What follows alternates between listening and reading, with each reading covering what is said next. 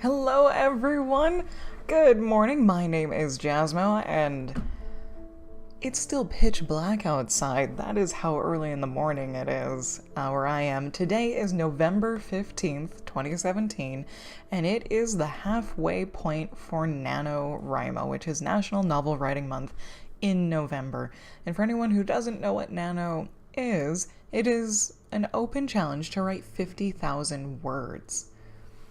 And that's it. They could be any 50,000 words. It doesn't have to be a full novel. It doesn't have to be like just a singular story. As I found out yesterday, I actually looked at the rules, and it seriously, it just says write 50,000 words and then validate how many words that you wrote. So you could write 10 short stories, you could write epic poems, song lyrics. The only reason I would take back is you can actually literally write music, is you can't really count the notes. But if you wanted to, you could do that. So yeah, and then you just tally all of them up at the end of the month, or starting I think in like on the 20th or something. And good things happen from there. I will be doing sprints all morning. I am starting an hour earlier than I thought I would be able to, and that's mainly because Jim had a 7 a.m. meeting at work. So we got up a little extra early today. And last night we had date night, so we stayed up a little late as well. And it was kind of weird. We normally don't act our age. And for a long time we couldn't really act our age because I had health problems. But it's still kind of weird. We went out to a nice place, which turned out to have even nicer food than we remembered because they kind of upped their menu a little bit, or at least they interpreted their dishes in a much more creative way, so that was really nice and a hugely pleasant surprise. And then we went and saw Thor Ragnarok at the movie theater, and we got home at like 11:20, 11:30, and we got up at 6. So that was my evening and my morning. Jim made us both coffee, which is really nice. I normally don't have coffee in the morning. I usually have water or orange juice. I do have 3 bottles of water sitting on my desk because I normally drink just water all day, except for the afternoon when I do have my usual cup of coffee. Which has a little bit of maple syrup and almond milk in it. For anyone that wants to know. Yeah.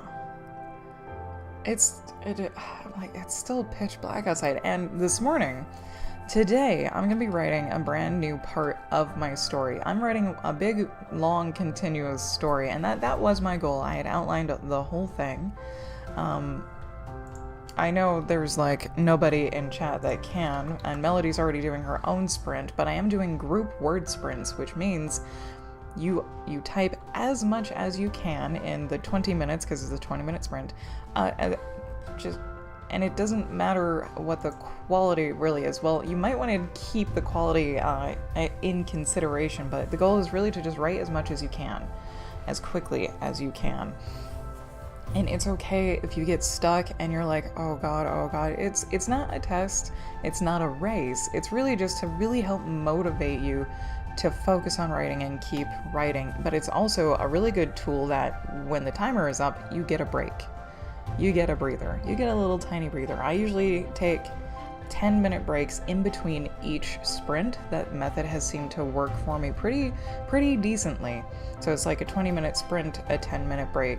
20-minute sprint, I get up for 3 minutes because I'm streaming, and then I have 7 more minutes to just kind of relax, and then we do a 20-minute sprint. This first hour, though, I'm going to do a 20-minute sprint and then a 15-minute sprint, and that's because of my stand-up break. I do get up every hour on the hour and walk around for at least 3 minutes. I might take a little bit longer breaks today, so anyone on YouTube, if you are watching this, instead of taking like 3.5 minute breaks, I might be taking 4 or 5 minute stand-up breaks away from the computer.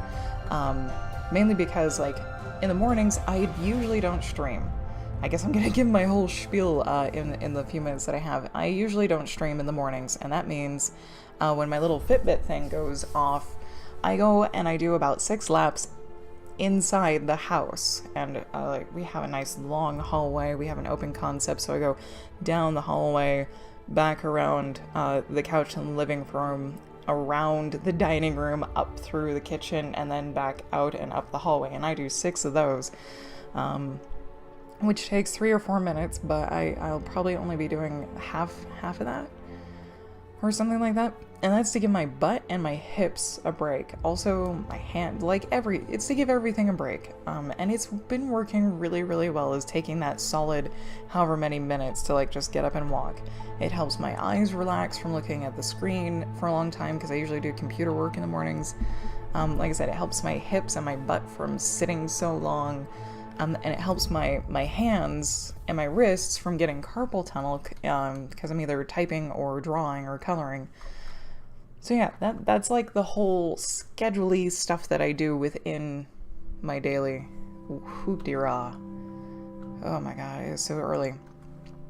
I need to write the outlines for this 3rd part. I don't know if I'm going to be keeping this 3rd part for my story, but I am going to try to write it. And it's a new development. Like, I was writing the main part of my story, and I came to the end of my story, and I was at like 36,000 words.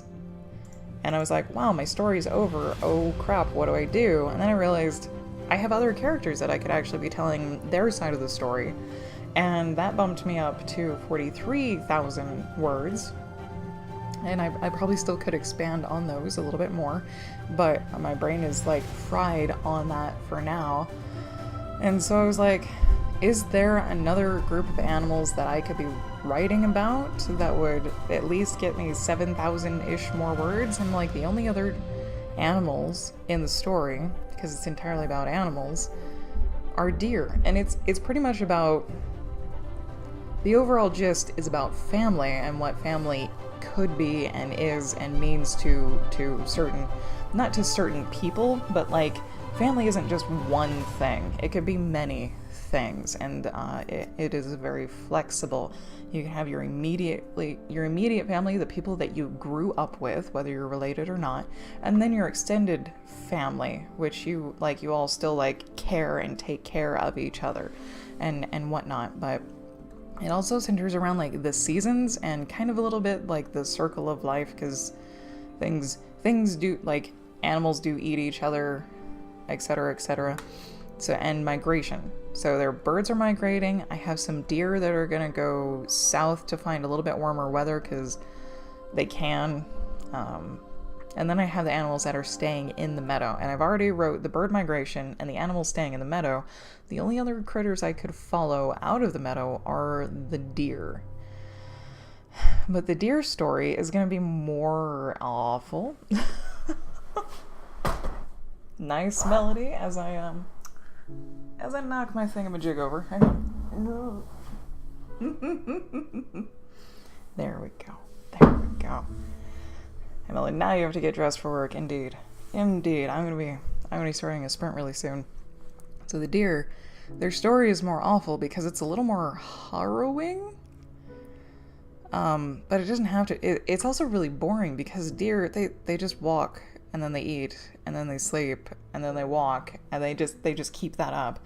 The only things they have to really worry about are wolves and weather. Oh, how long am I streaming this morning? 4 hours at the very least. I'll be streaming 4 hours this morning, so I'll be getting in 6 sprints this morning and 6 sprints this afternoon.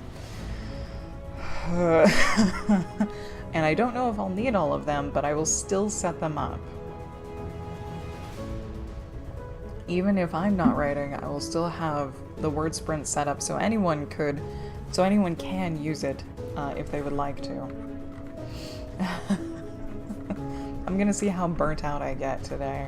That's the thing that I'm not looking forward to. And it's still pitch black. It's gonna stay pitch black, I think, for another hour. Oh no, not another hour. About another 20-30 minutes. Okay. So I'm gonna talk out loud the planning of the deer and see if I like it or not. And that'll be part of my sprint. I basically just summarize what they do. Is they walk, they eat, they sleep, they walk, they eat, they sleep.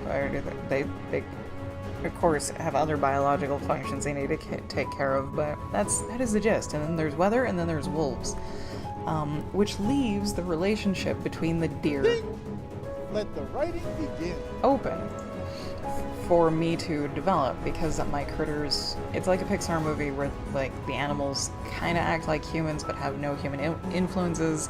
They, like, these guys out in the meadow, they live in the middle of nowhere, Skookumchuck Meadow up in Canada, which is just above the northern border of the US. It's not that far away, on the northwest side of the US.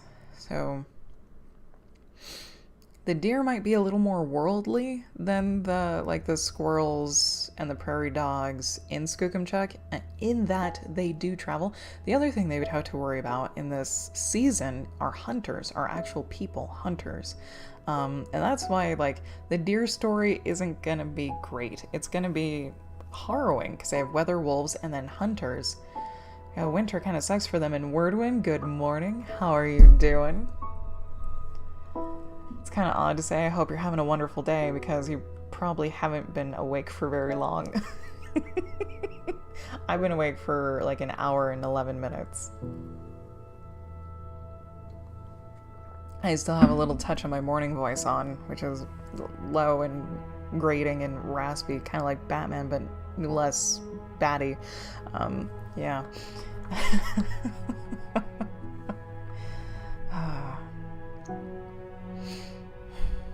The relationship between the deer, well, and the deer can also reflect on their relationships with the other critters in the meadow, because they're kind of all like extended family. All the critters in the meadow, thanks to a single hummingbird, or maybe even her line of ancestry, really brought the critters of this particular meadow close together.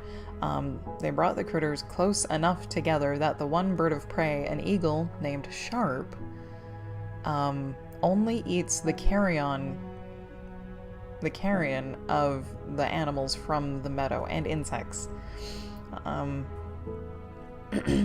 that insects are like a lower life form and they don't have their own sentience. It's actually a really awful reason why I thought. But unfortunately, you've been awake much longer than you want. Aw. Not very aware or alert, but awake. Take some time. Take some time getting myself going in the morning. It usually takes like an hour. It takes like an hour. Yeah.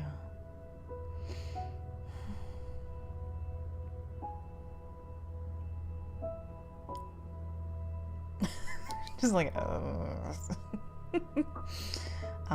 I've only mentioned one deer so far, and it was a male deer named Stomp, because he stomps. All of my critters are named for something that describes them, either a physical attribute or personality quirk, kind of like My Little Ponies, but less cute.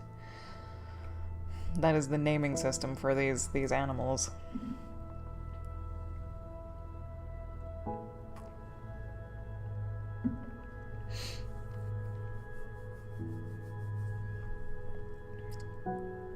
I'm trying to think of a way to like not have it be boring and then suddenly, oh my god, action, and then back to boring, and the deer are just like, just recovering in shock, basically. Let's see. Oh god. Yeah, I can only think of like awful things, and they're not really awful things. They're things that would happen in nature anyway, and that's, for me, that's slightly the problem, is like nature is not forgiving. Animals are not forgiving of one another. They don't talk things out. They don't have agreements. They literally eat to survive, to reproduce, and that's it. Like, that is it. And so it's only natural that someone's gonna die, just like outright get murderized. Now sometimes it doesn't happen as often as I think it does, because like Jim and I went deer hunting with his dad, his uncle, and uncle's adopted daughter, and we saw 24 deer. None of us got a shot, and there were a lot of other hunters out there as well, and only 2 hunters had gotten deer by the time we left, after a week had gone by. Melody, kind of like My Little Ponies, but less cute. Yes. Indeed. Indeed. But yeah, it's like hunting is not always successful. I think it's successful like 10 or 20% of the time, depending on the hunter and the prey. And that's just a random stat I threw out, and it is not backed up by fact at all. I do know it's usually a low chance of catching something.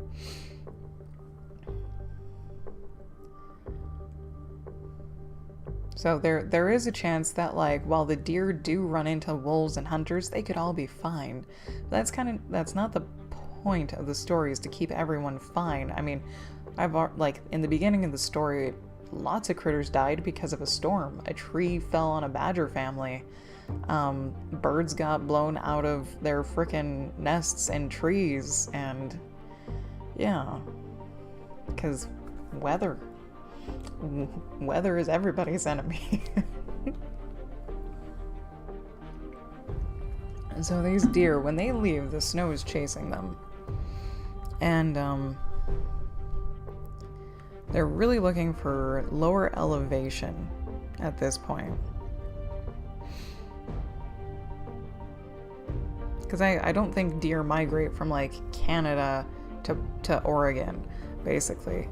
I don't know if they do. Let's do a little bit of research. That's what I'm going to be sprinting for.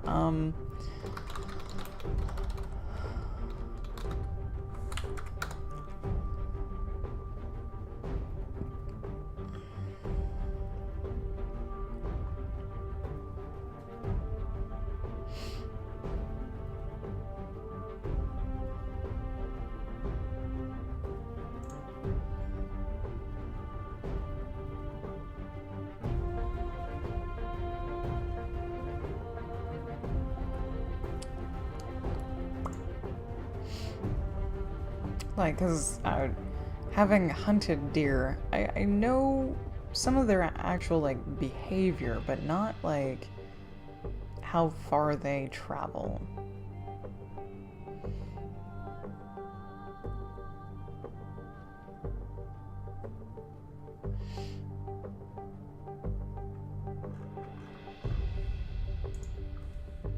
Like,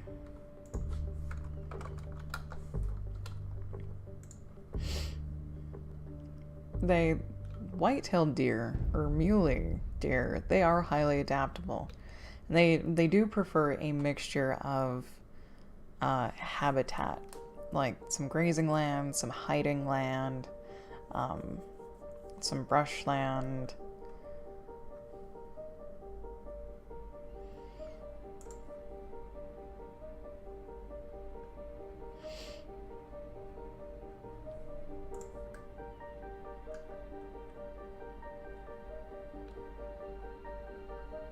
And they're everywhere. Deer are freaking everywhere.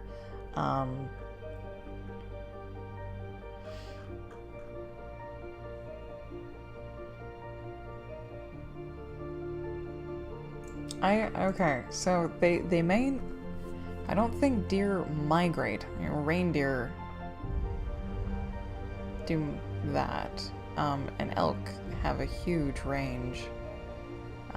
The reason why my deer would do, like, a migration of any sorts is that they think there's going to be a really awful winter where it's just going to be like feet and feet of snow, and it's going to make life really hard on them. So they're going to head south to slightly warmer climate and lower elevations where there'd be less snow.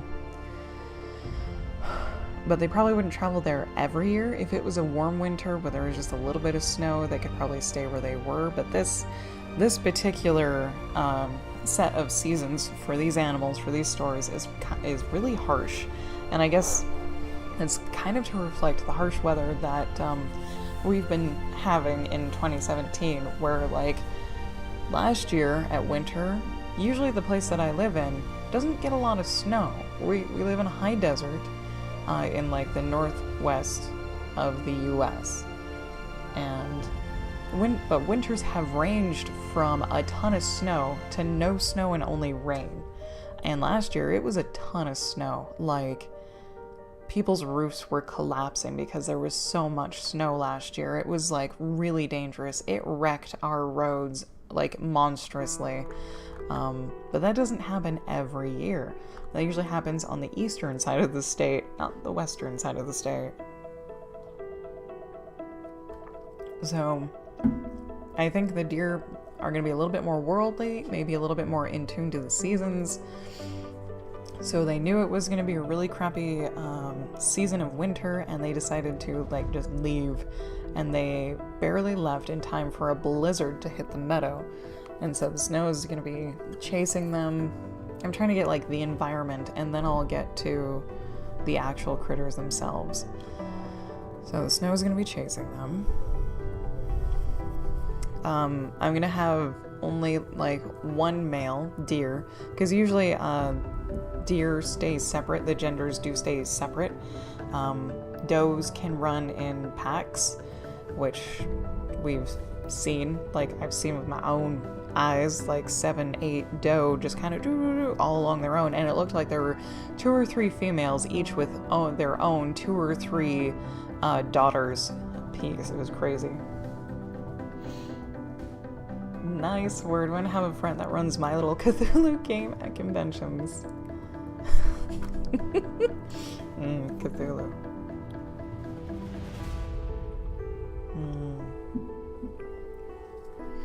Yeah, but I think sometimes a male deer will kind of be a satellite deer.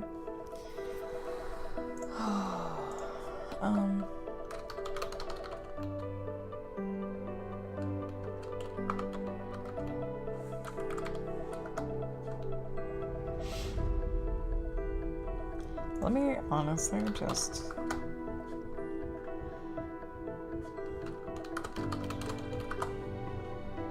Okay.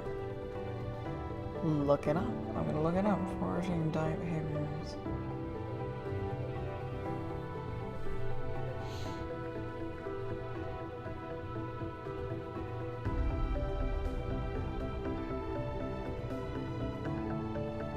Okay, so mule deers, their antlers shed. Shedding typically takes place in mid-February. Okay. For mule deer, I haven't actually decided what kind of deer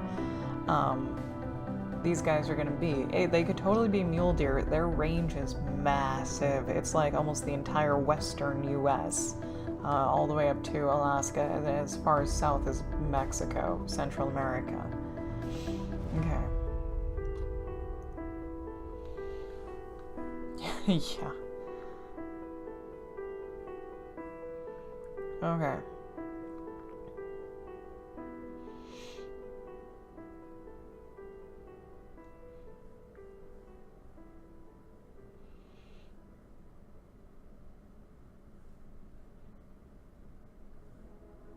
Yeah, fawn. So, like, these deer are going to have some young deer, because fawns are usually born in the spring, and they have to grow up quickly enough to survive the following winter. And that's kind of true for a lot of critters, is things are born in the spring, and they have to grow up fast enough, yay, the light's coming, to survive the following winter. And sometimes there's not enough food for that to happen. But I'm gonna say this herd is like deeply healthy, very deeply healthy, and everyone could survive the winter, barring outside influences like wolves and hunters. Got about 6 minutes left in the sprint.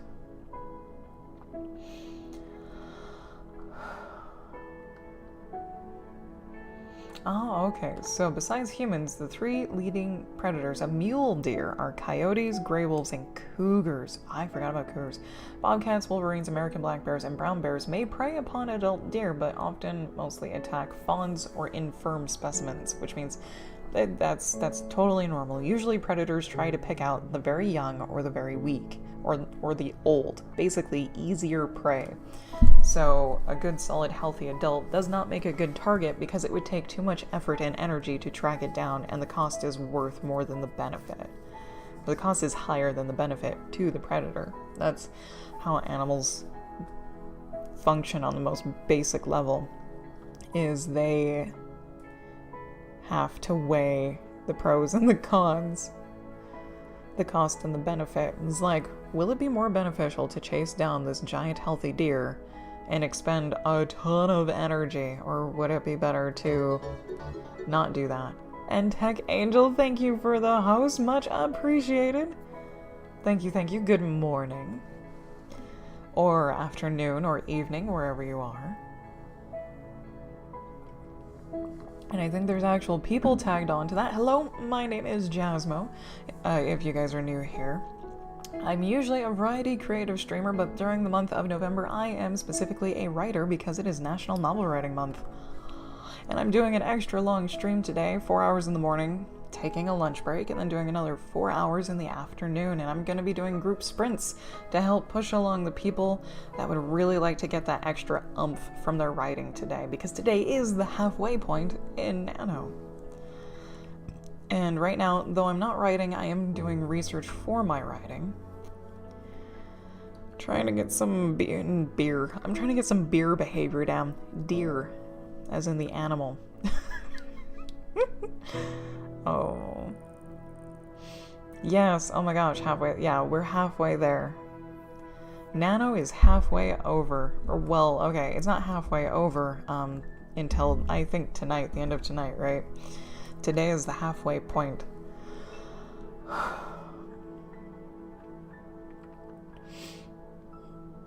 And mule deer eat anything.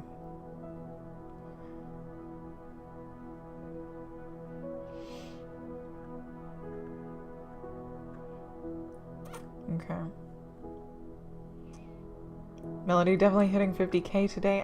I'm hoping I do too. Okay. I'm hoping I do too. Because right now, as of yesterday, before I've written anything, yesterday I was at 43,036 words. Let me actually do a little bit of typing. Let's see, following the deer.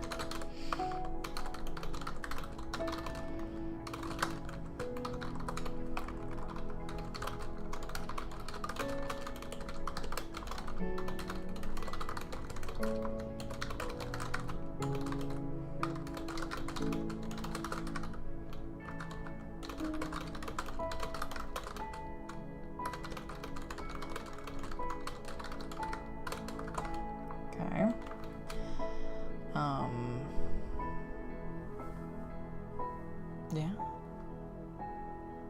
Oh, word went nice. Got a paid gig to work this week. Awesome. Got about 2 minutes left in the sprint.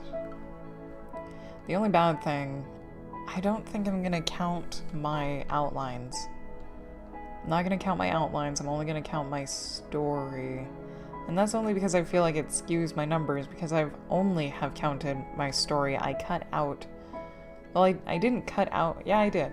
I cut out all of this blue text, which was new during this month, which is outlines.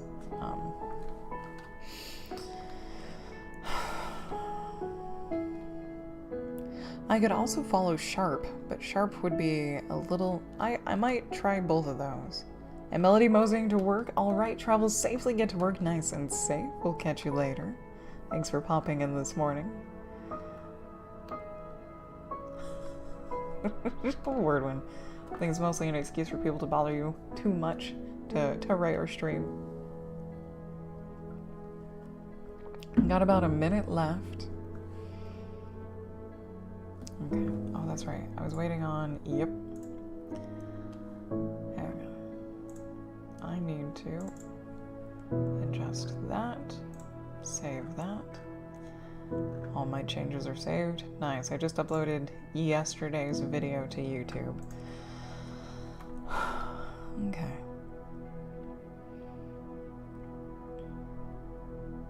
Got about 30 seconds left.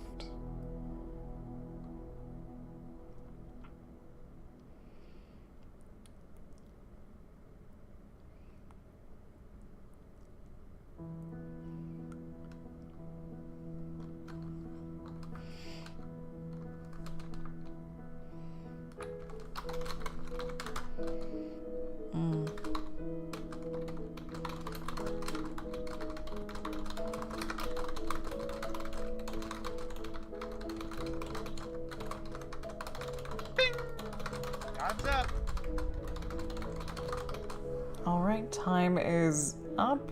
You can update your word count, Morbid. I see you in there. I see you in there. Oh my god. Okay.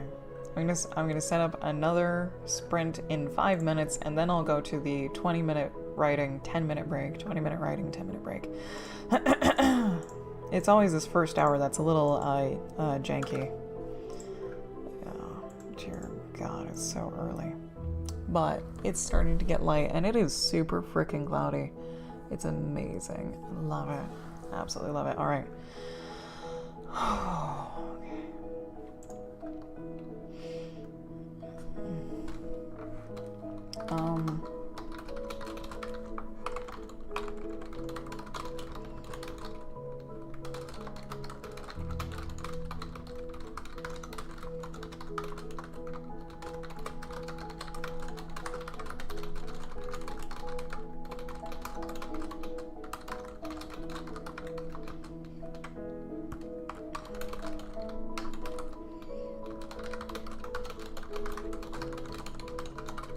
Okay. Erica, good morning.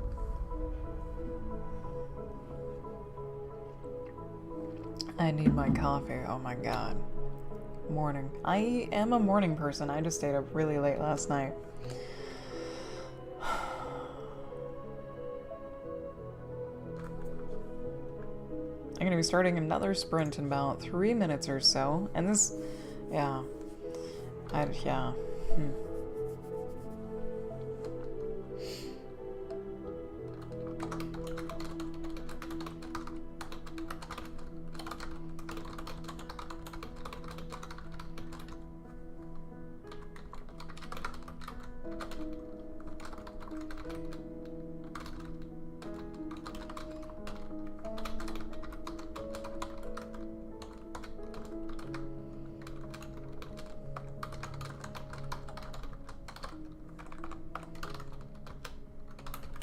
And this is does, not does. Does as in female deer, which I might only say female deer. Because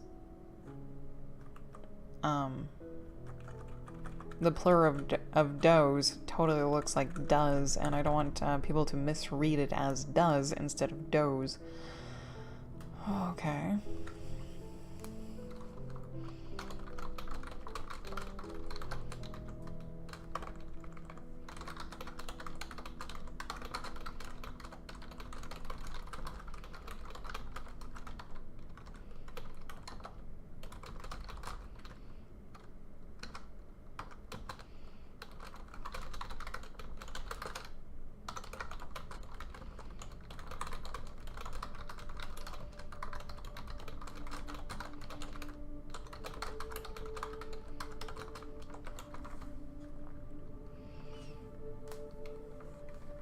Okay.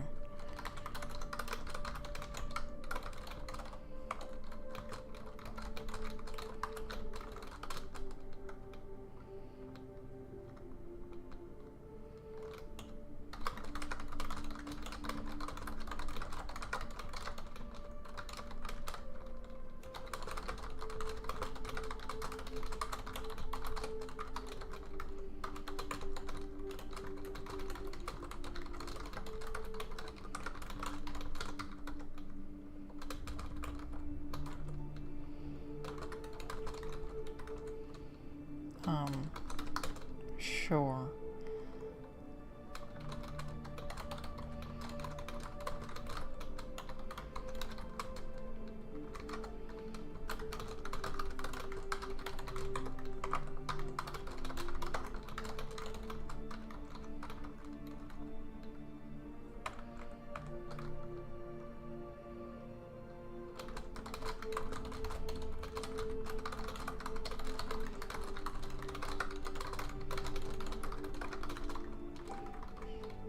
Yeah, sure.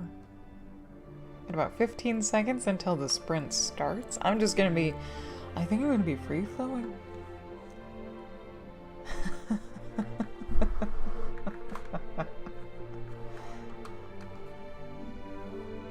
Not my intention, but that's still good.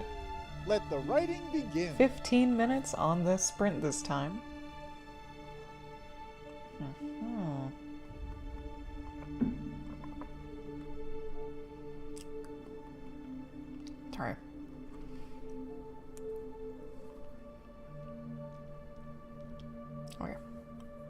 good. We're good. Oh, we're gonna have a lovely sunrise. I might take a moment to like stick my face outside and look at it on my stand-up break. I can see the pink clouds. Yes.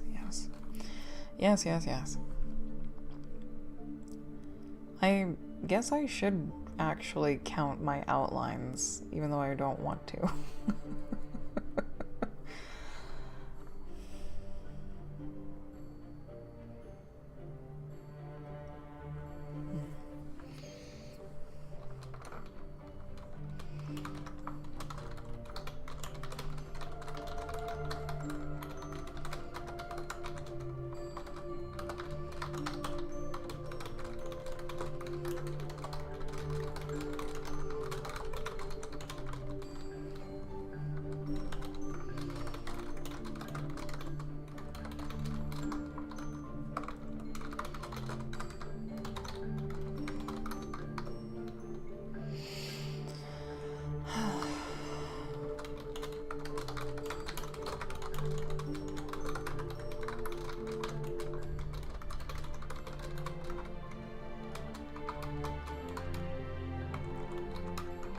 Sure, why not? It's the only game you can play while you're on the move.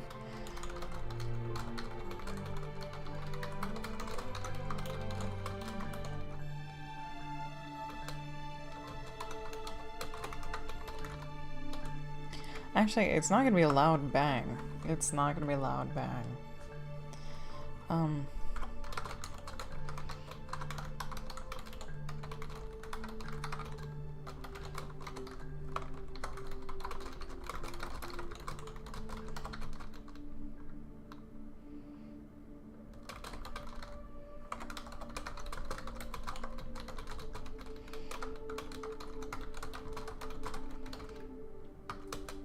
Those little stinkers. Now I realize what they were doing. Okay. So, when Jim and I were hunting, like, I was able to, like, get out and stalk some deer, of which I could probably not have shot anyways, but this one little stinker of a deer was flaunting. She was flaunting. Because she was doing the really high, bouncy, look how strong and healthy I am, and now I'm realizing that. Got about 12 minutes left in the sprint. Oh! Oh. I think the next time I do go hunting, it's going to be with a camera.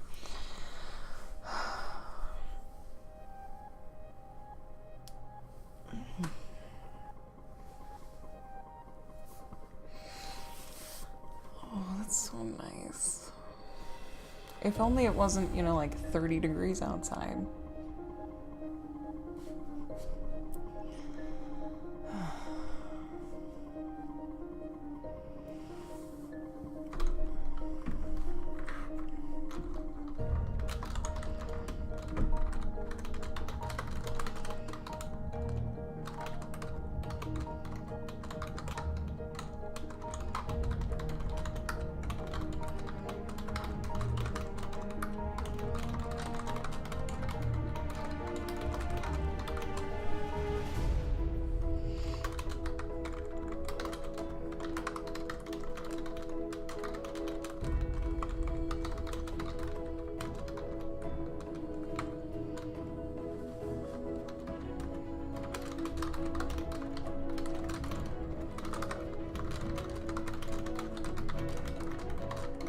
You return to the land of heat tomorrow. Oh, there we go. You might enjoy it if it's been cold over there on the East Coast.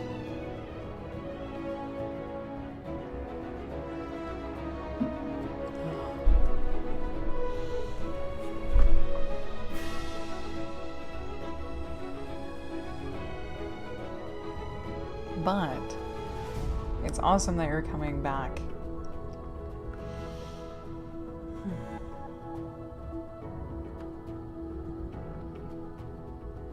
Got about 10 minutes left in the sprint.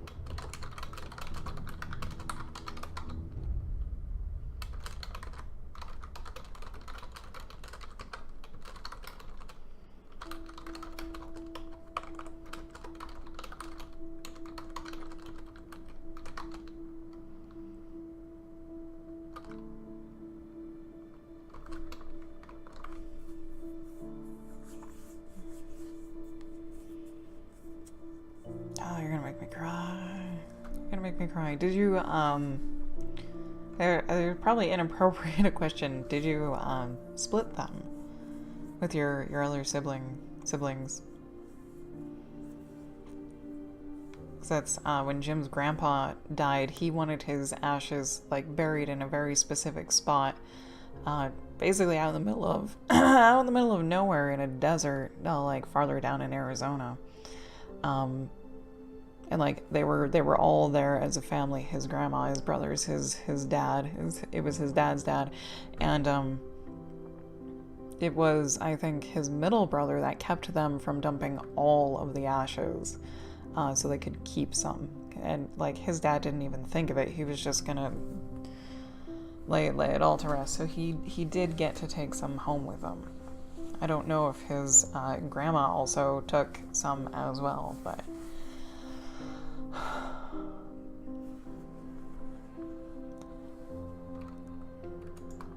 yeah, they gotta keep a piece of him.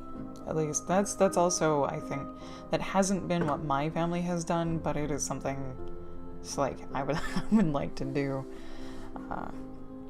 when something like that happens.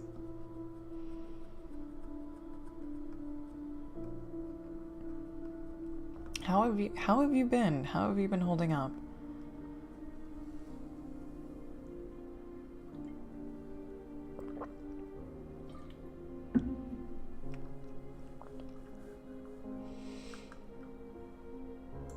If you want to talk about it, you don't have to. That's totally fine.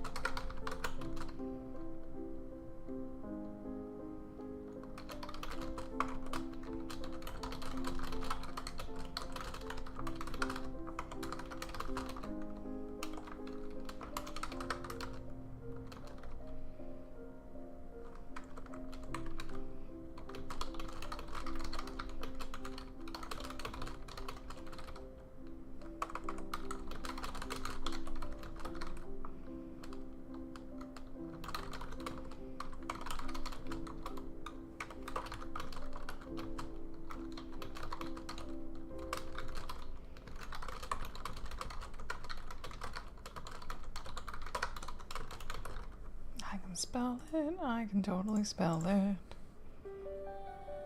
Come here, you. Okay. Oh, that's alright, Erica. That's totally fine. Nice.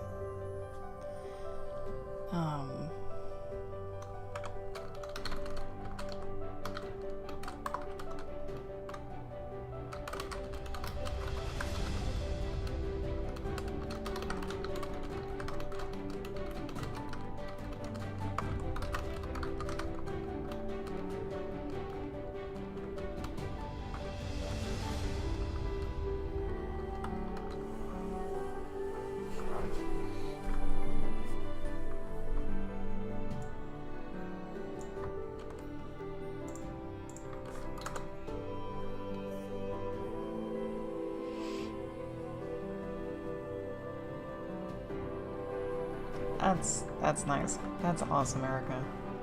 Shoot. Well, at least to place her where she wanted to be.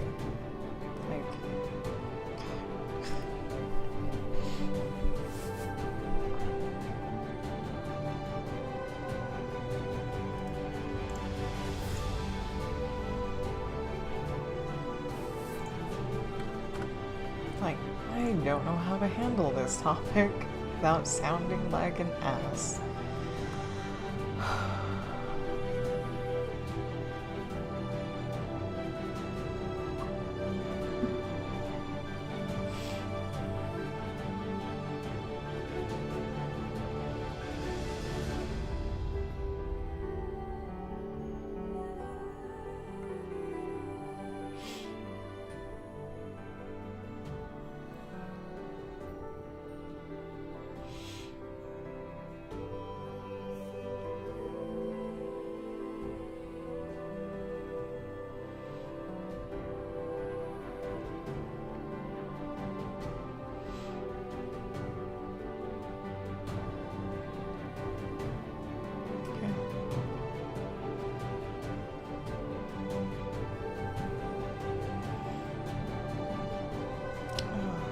Got about 3 minutes left in the sprint.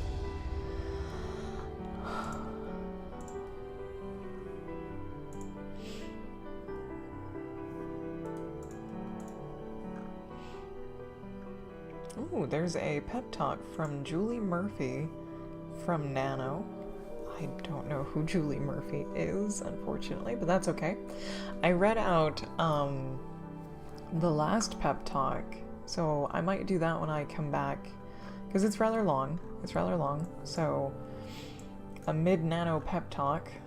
I think the last one they did was at the 10K mark, when you were like supposed to hit 10K or expected to hit 10K words, which was when, like, day 6. Okay, Zalisar, good morning. How are you doing? How's your morning going? Thank you for stopping by. Okay.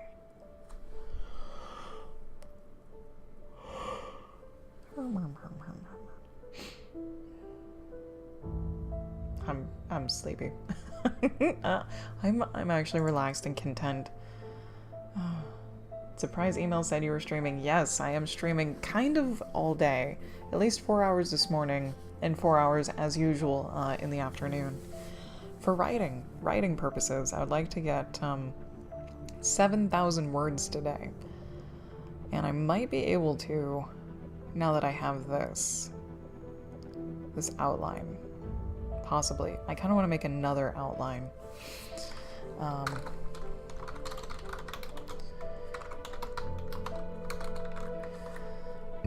And I'm not even done with this one. This is, they get to their wintering grounds.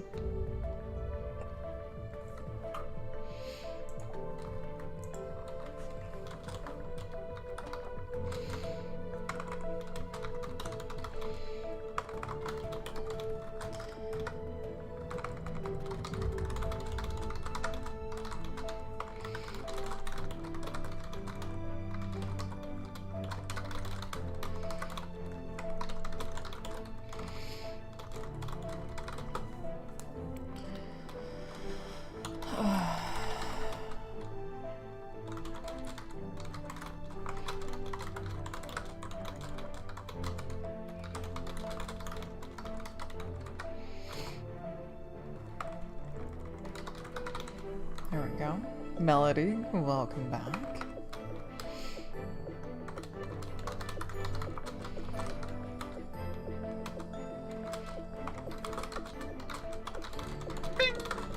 Time's up.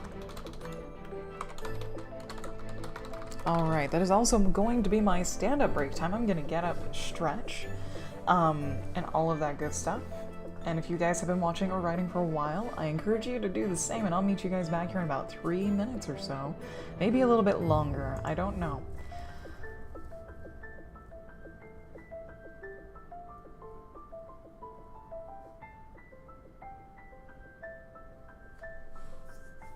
Erica, that is amazing, dedicating next year to her.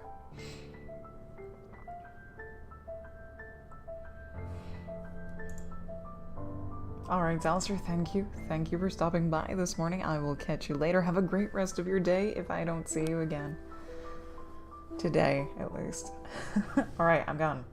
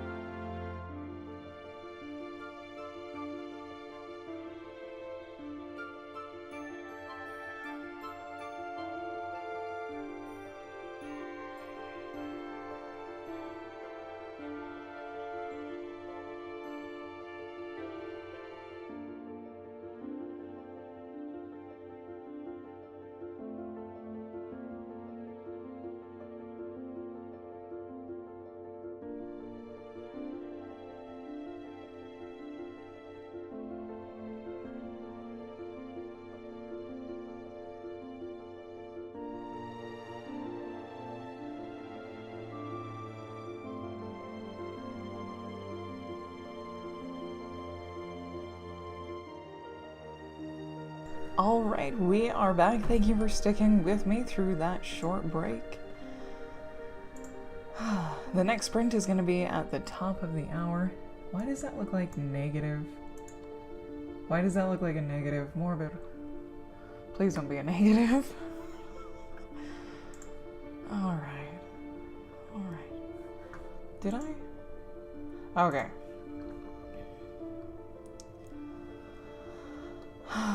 Yes. Yep. And it's getting brighter. It is getting so much brighter.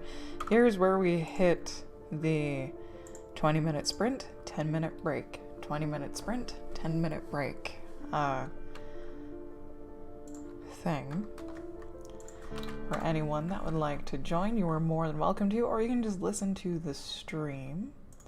That's right, I was going to read out loud the pep talk from Julie Murphy. So let's do that. The only movie I've ever walked out on was The Adventures of Pluto Nash, and to this day I attribute that decision to peer pressure. It's not that I love bad movies. Well, actually I do in some inexplicable way, but I have this serious anxiety that I will miss out on one magical moment of storytelling if I leave any book, TV show, or movie unfinished. To be honest, some of my favorite and most influential storytelling moments have come from absolutely awful pieces of work, and yet those hours of my life are worth it for that one moment. At least that's how I justify my entertainment choices to myself. Listen, you're talking to a lady who uncovered her love for writing via Twilight. One person's trash is often my treasure. Nice, nice.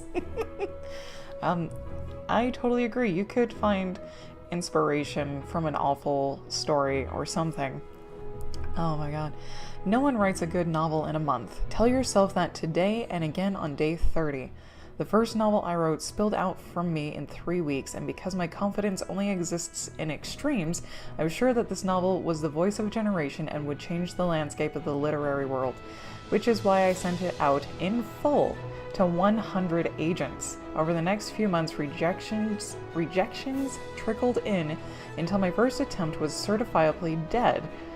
Ooh, I had to face the reality that I had skipped some crucial step and that my first novel writing endeavor was a waste of time. That was a hard pill to swallow. And when I say pill, I mean one of those awful horse-sized vitamins that's as big as your thumb.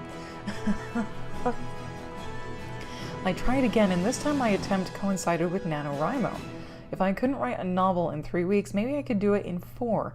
I experienced all the usual slumps, you know, the beginning, the middle, and the end, so all of it basically, but I finished.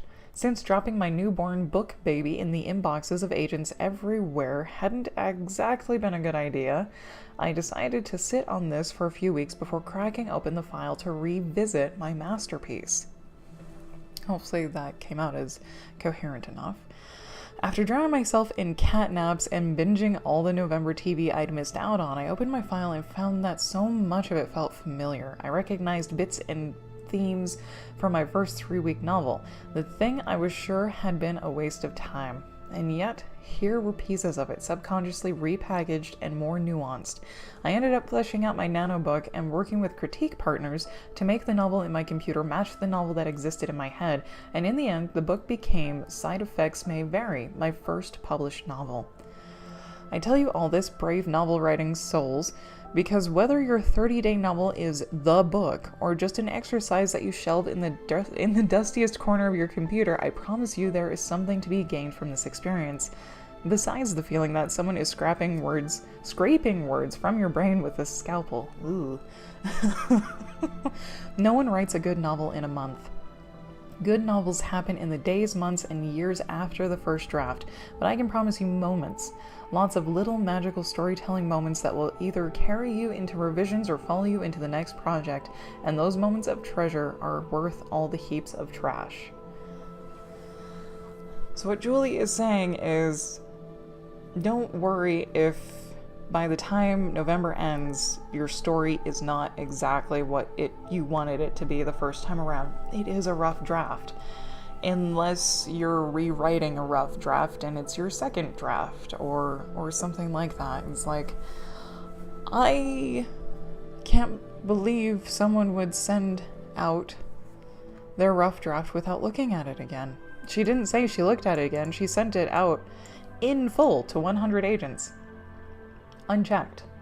As far as I am taking the context clues, that would be scary. That would be so scary. But she learned. She learned from it, is that the first draft is not always your best draft, and yeah, it is in the coming days, weeks, months after you write that first draft that you can really develop your novel or your story or whatever.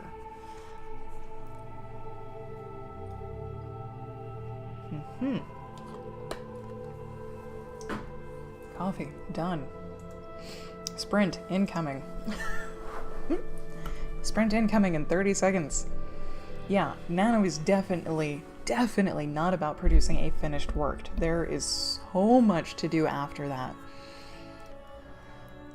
When has the first draft ever been someone's best draft? I have no idea. I'm sure there are some people out there who think like, yay, I'm done, as soon as they do write that first draft and they don't go back and spell check it and whatnot.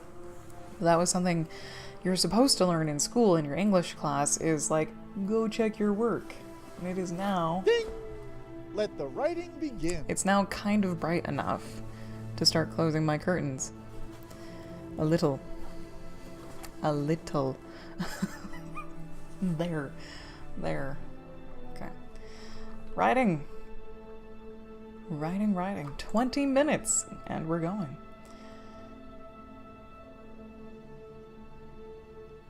Yeah, exactly, Wordwin.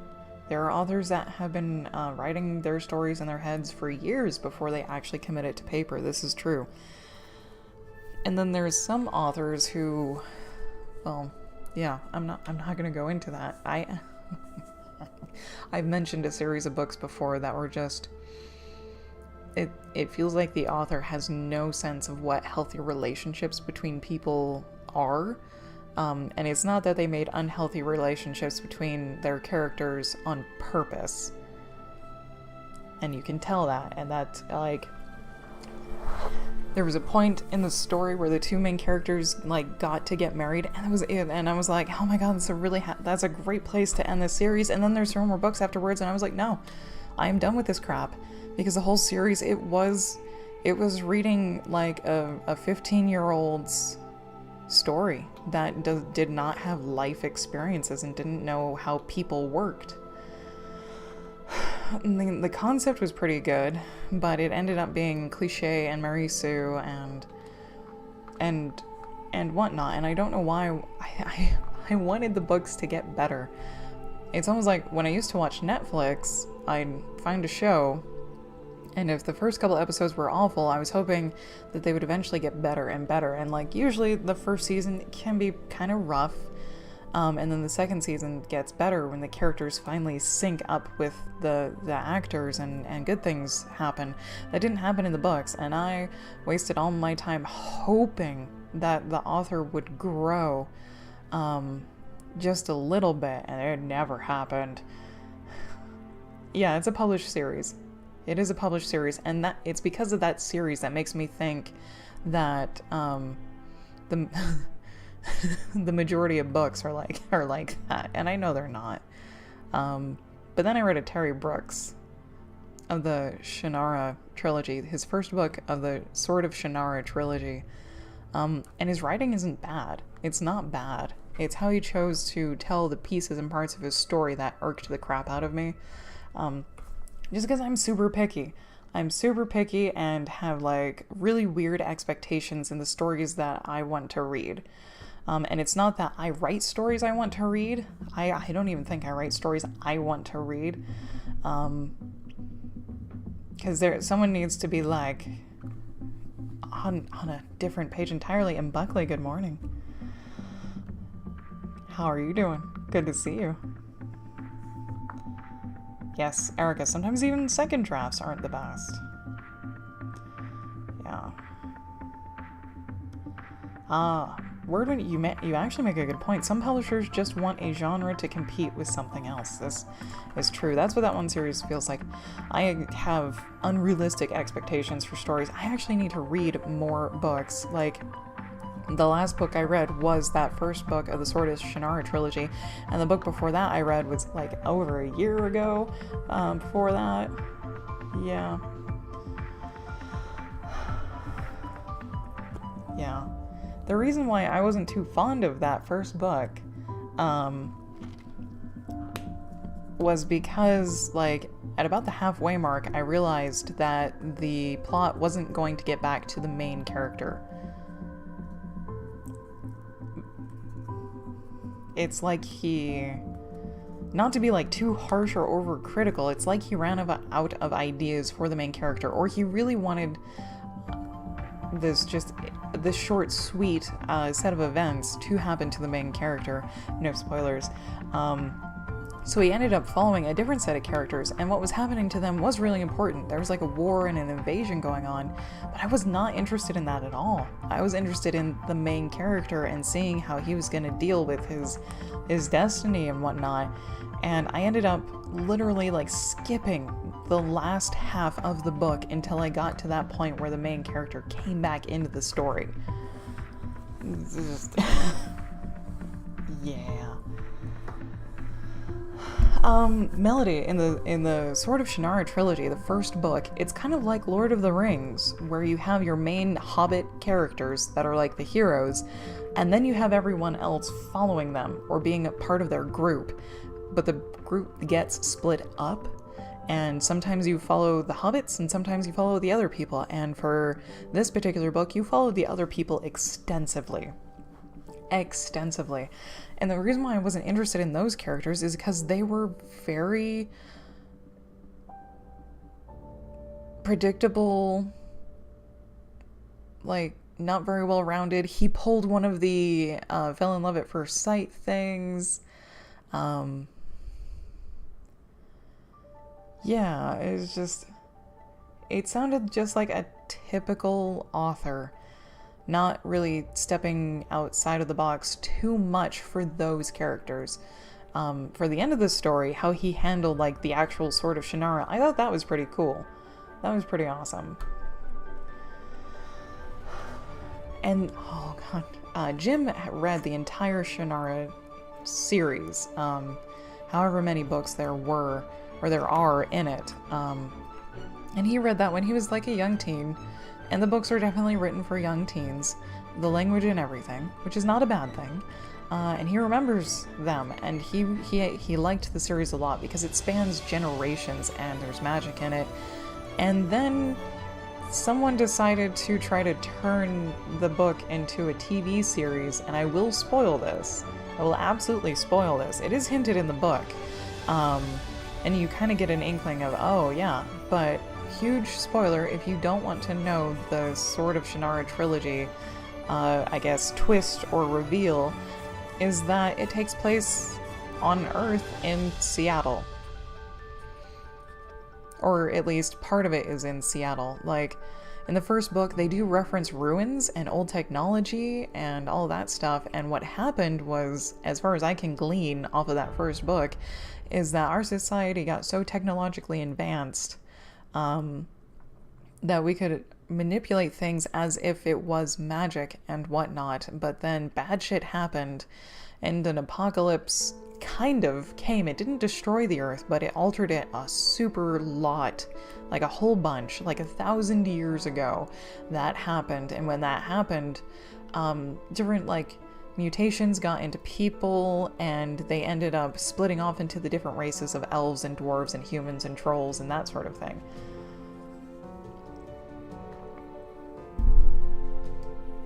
Oh, Erica, that's really interesting. You know someone who refuses to start writing his own works until he's read 1,000 books first. He claims to be nearly there. That's pretty neat.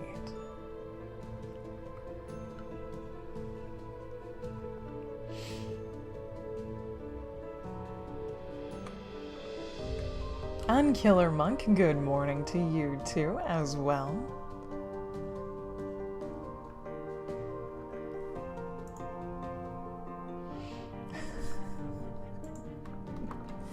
Yeah, Wordwind, there is reference to like old technology and buildings, but you don't specifically know if it's like Earth or not.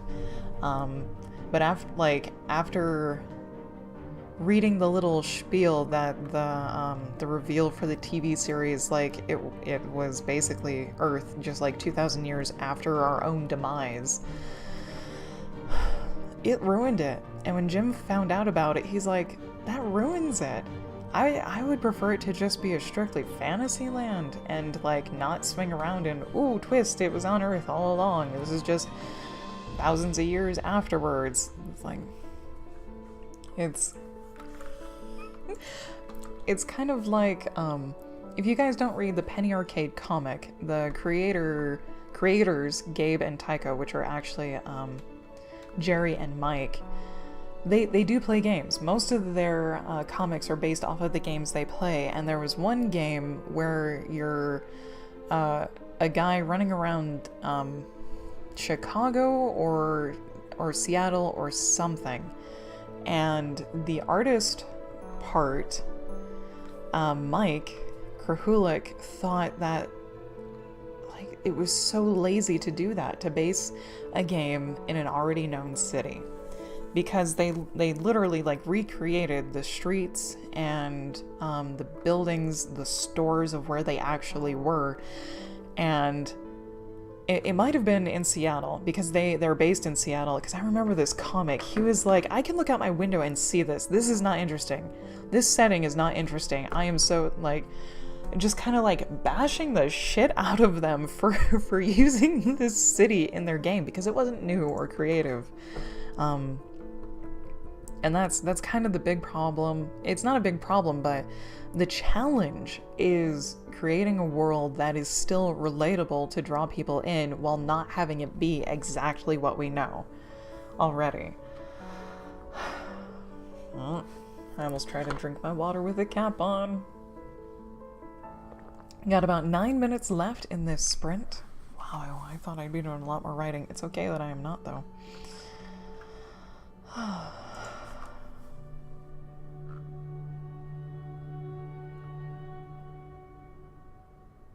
Oh, did it actually become a TV series?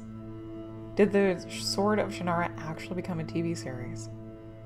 Apparently it did.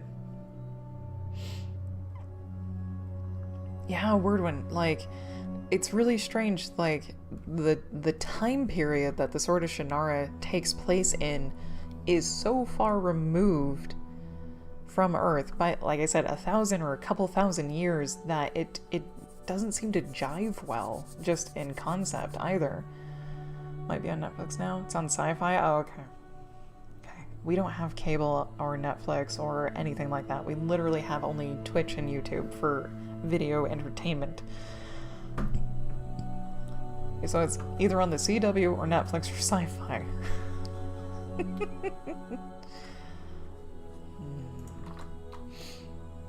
Got about 8 minutes left in this sprint. I still don't want to include this. Sharp the eagle.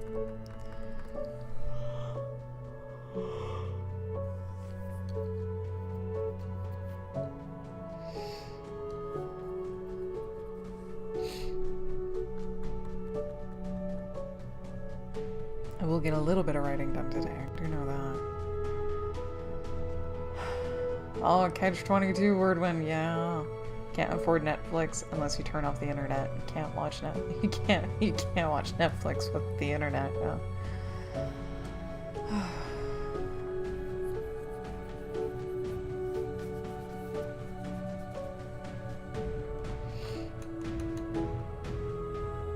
Maybe I should just write the deer. I already got a lot.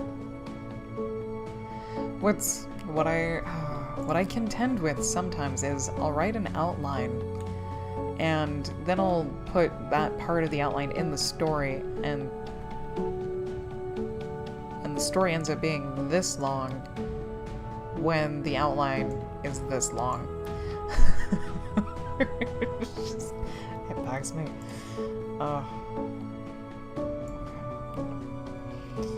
gonna pop that down there. So I can have all of, or at least most of, my writing real estate. About here. There we go. Okay. probably call it part 3 because it's a disjointed part of the story.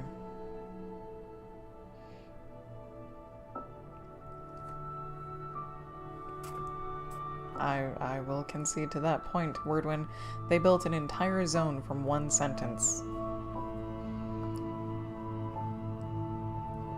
For Lord of the Rings Online, or Lotro. Got about 6 minutes left.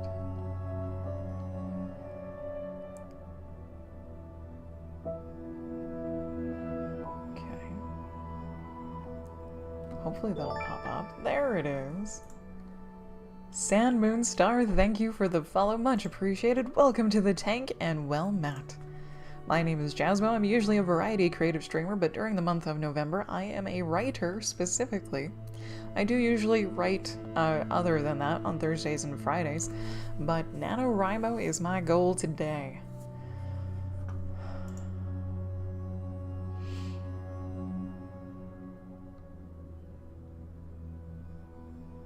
That is my goal. And I mean, I will be doing word sprints all day. Ooh. As well. Ah, thank you. Thank you much.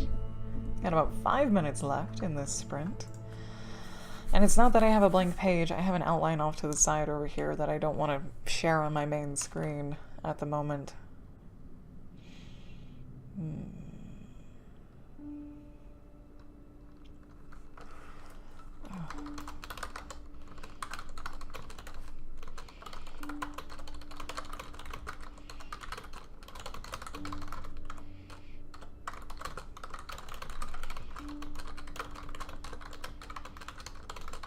Oh, that's right. I am capitalizing because these are animals. They treat things slightly differently.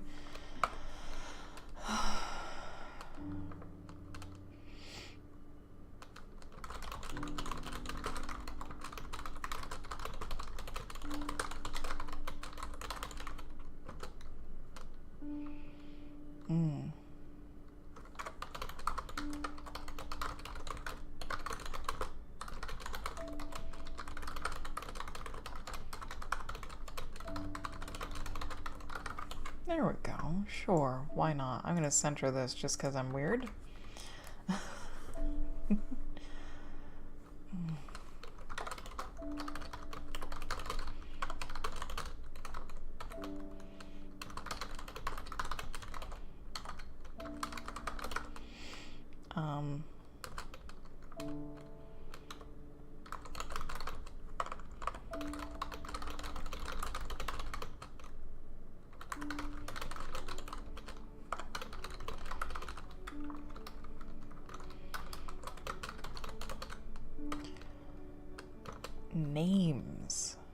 Names.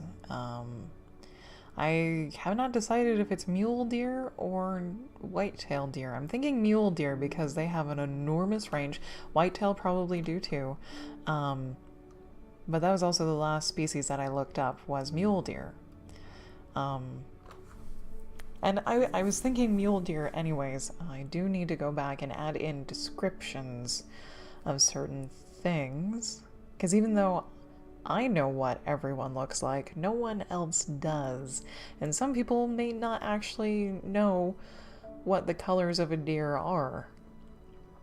Or like what the texture of their antlers or fur are like. The same with like badgers and prairie dogs and bunnies and burrowing owls. 'Cause all of those things are in this story.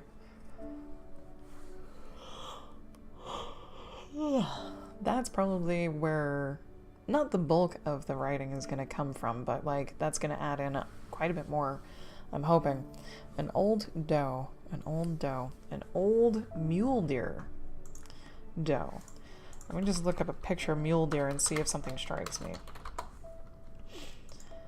Because I name my animals based off of physical attributes or personality quirks.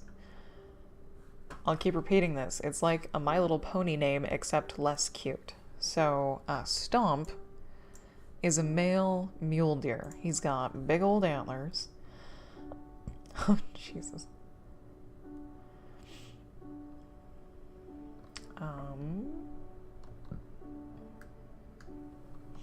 They have huge ears, like huge, like ridiculously out of proportion ears. Cute little noses. They don't know what a button is, so I can't name her Button. Perk. I could name her Perk, because her ears perk up at like any sound, and she could be like the most. She is the oldest. Yeah. Sure, why not?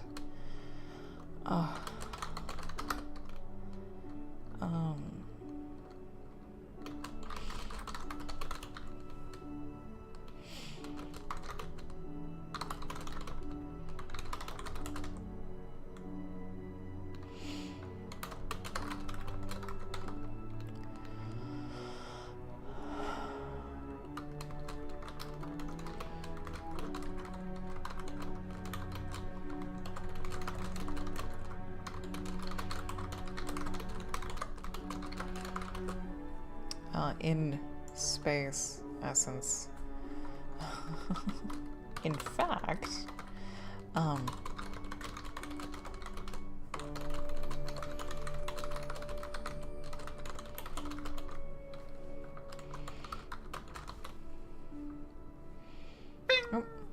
Time's up. time is up. I'm gonna start the next sprint on the half hour. I will Clawwind. Oh, I don't need to. I don't need to highlight anything. We can just word count it. 127. That's okay, because I was talking like the entire time. I'll add that. I'll hit OK. I will highlight this. Good God, morbid. Alright, alright. So 10-minute break for anyone who would like one. To stand up, stretch, get some water or breakfast. It's still early in some places. The next sprint is going to start in about 9 minutes. That doesn't mean I won't write during the breaks.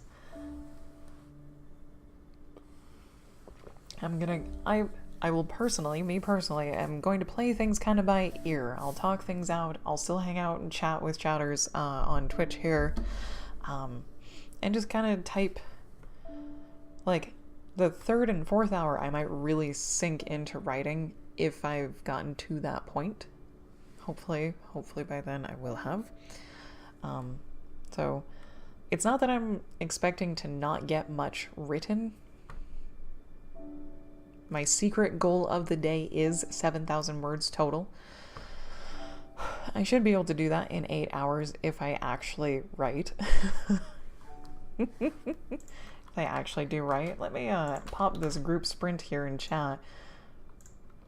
And if you are new here and you are also doing Nano and you would like to partake in hitting the button for the sprint, there is not the link. There is not the link. Here, this is the link to my profile. You can add me as a buddy and I will add you back and you can join in that way. You just have to click the link to join, actually. And if you don't actually want to join in, but you still want to partake, you can just listen to the stream. That's all right too.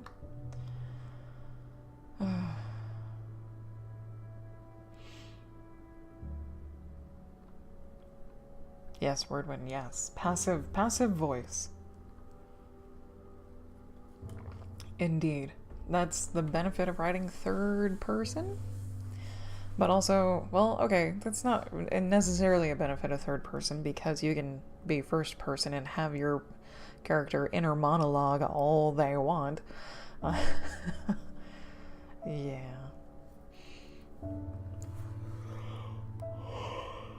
Oh.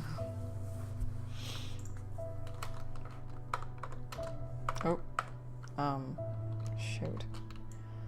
Hurt.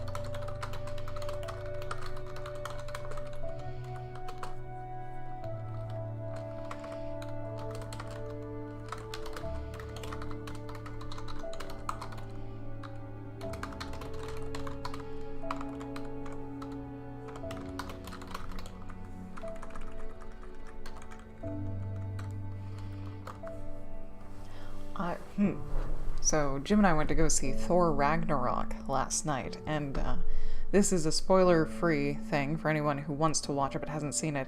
There's one thing I really liked about the movie, and it may seem strange to some, but to others it probably won't. Hela, the antagonist, you know, the lady with the black hair, pale skin, she's a goddess of death. Anytime she was going to get in a fight of any kind, she pulled her hair back. She literally pulled her hair back. We've seen in the trailers her hair down, you know, nice straight down, shiny, silky hair. And then we've seen her with her crown on, basically her headdress. And that was the cool part, is like when she was just walking around being her hair was down. And in whatever style she liked it, but as soon as she was like, oh great, now I need to be active, she literally put her crown on so there was no hair floating around. And that's really smart. Like, that is a really smart thing to do, especially if you are a person with very long hair and you're going to be fighting or doing some activity. Pulling it back is usually a great benefit, and not pulling it back is usually a detriment. Because long hair can get in your eyes, it can block your vision, it can get ripped out, which is super painful and can, you know, it could be your demise. Someone catches your hair and you can't make them let go. You either have to cut your hair, rip out your hair, or suffer whatever they're going to do to you. So it tickled me something fancy that she pulled her hair back whenever she was going to play hardball. And action. I appreciated it very much. There. Oops, a little rant over. Oh.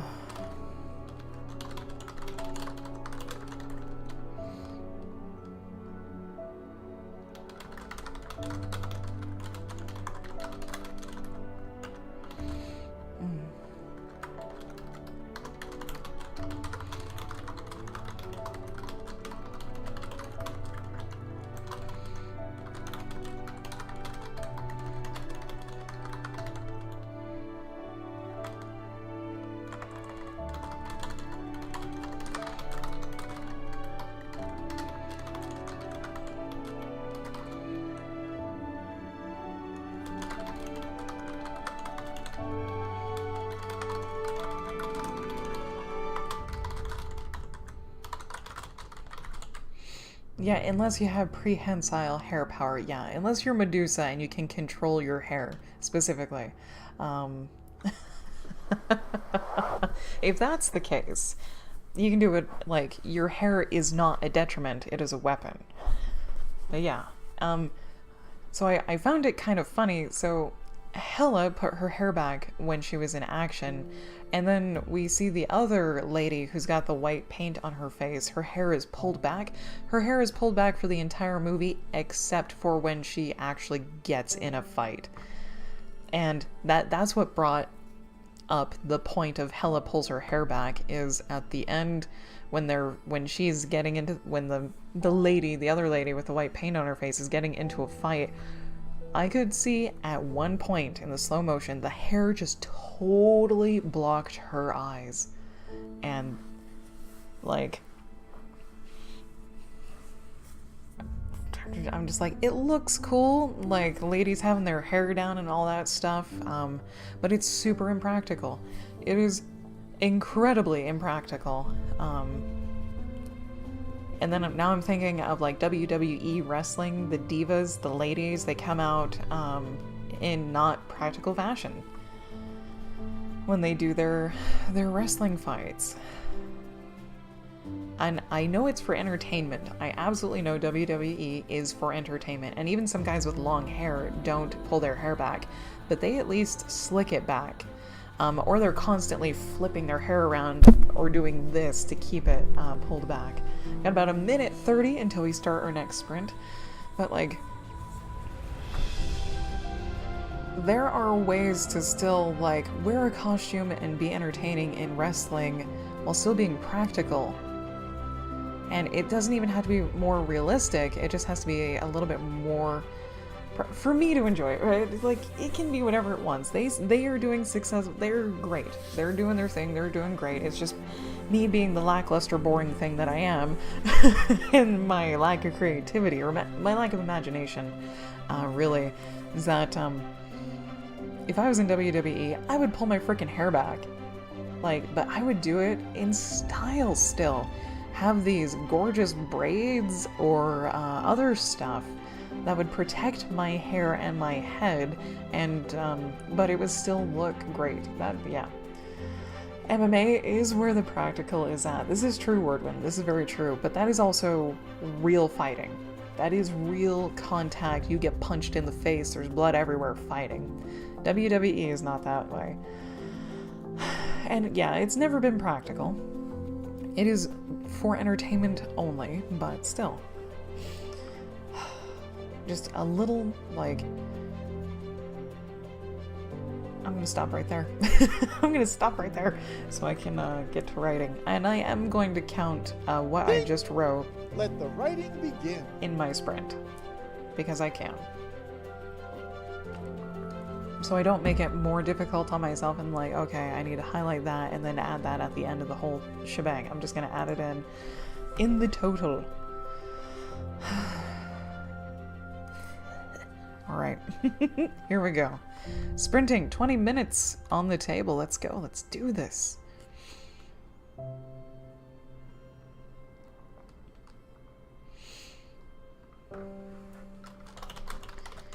Okay, outline. There we go.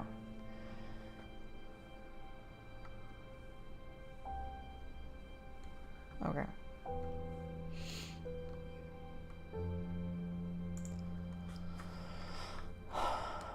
I probably need to add in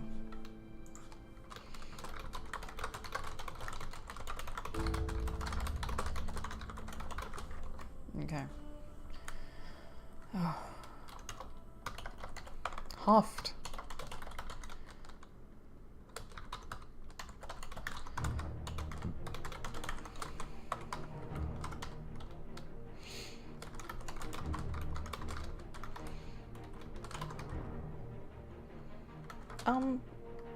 Is climbs short for climate? I really want to use climbs, but I'm not entirely sure if that is an accurate word. I travel to warmer climes, a region considered with reference to its climate, so yes. Thank you, internet. Amazing. Alright, carrying on. Got about 18 minutes left in this sprint. It's cloudy and it's wonderful. It is this... It's bright, but I can make it work. Hey, there's a little bit more balance. I think I need to find a position to where my glasses don't reflect the white screen, and usually it's like face down, but if I ever want to look up, it's like you can't see my eyes anymore. Anyways.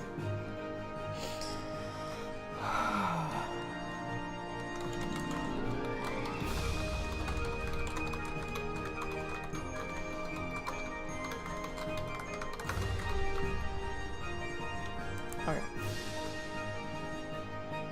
Let me reread this. Okay, cool.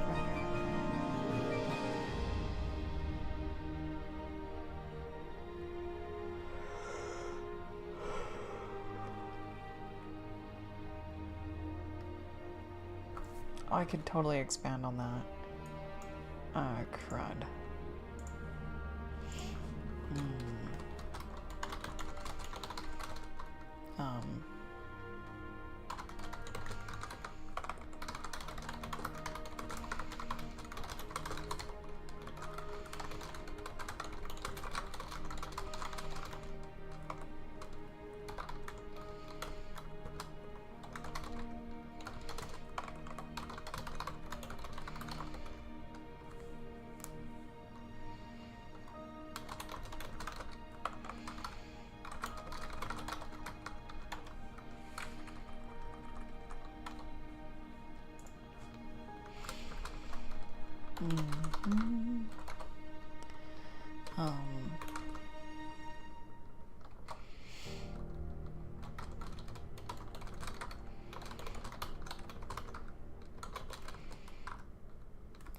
Oh, actually, yeah. Stomp.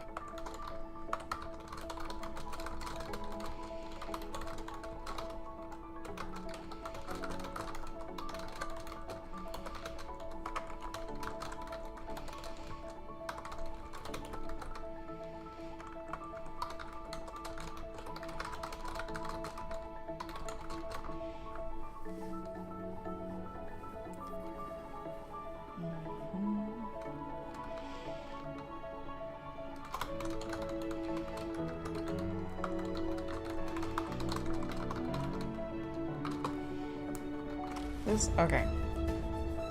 I'm going to highlight this to tell me where the in-between part is.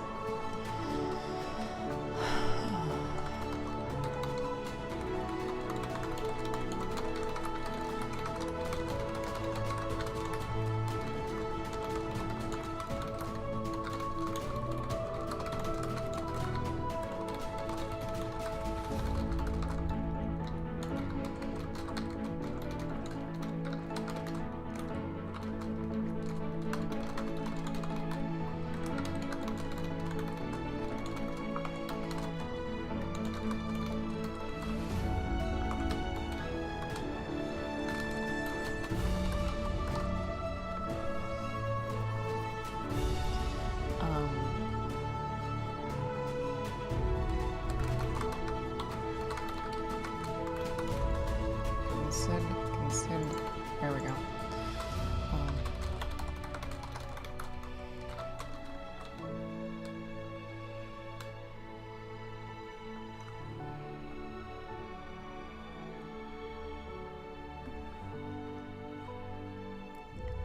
Got about 14 minutes left in this sprint. How long will I be streaming for today? I will be streaming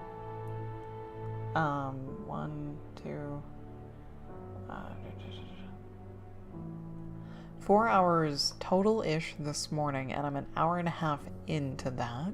So 2.5 more hours? 2.5 more hours, and then I'll take a lunch break, and then I'll be back for the afternoon normal time stream.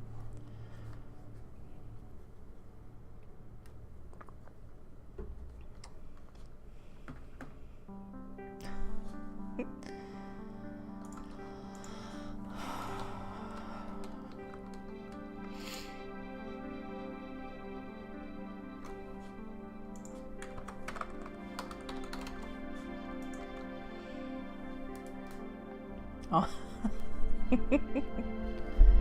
Yep, there's gonna be 12 sprints total today, and this is the fourth one? This is the fourth one? Yeah. So, no, it's not the fourth one. I did 1, 2... Maybe it is the fourth one. I have no idea. Anyways, I'll be stopping whenever Jim texts me he's coming home. So that could be at 11 my time, which is 1 o'clock Eastern, or that could be noon. I think it's actually noon my time, so I might be streaming for 5 hours this morning instead of 4. I am literally playing the morning by ear because of Jim's meetings. He has meetings from like 7 to 11 or later, just in the morning, 7 a.m. to 10 or 11 a.m. and then lunch, and then he goes back for more meetings.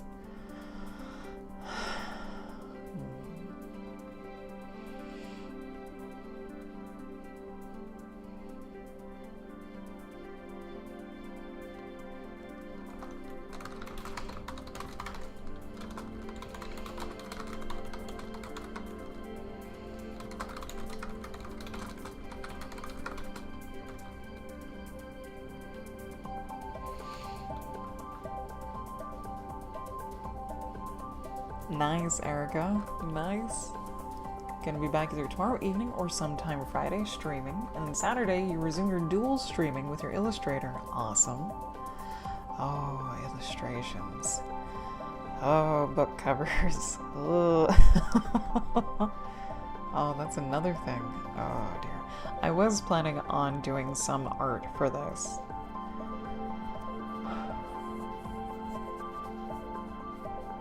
But I'm not sure if I'm not sure how to handle that.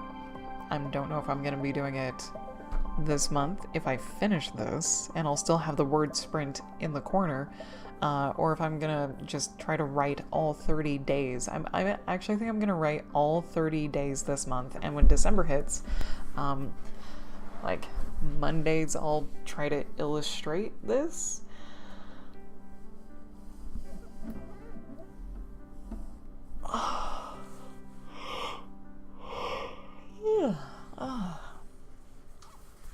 Little micro break right there. There we go.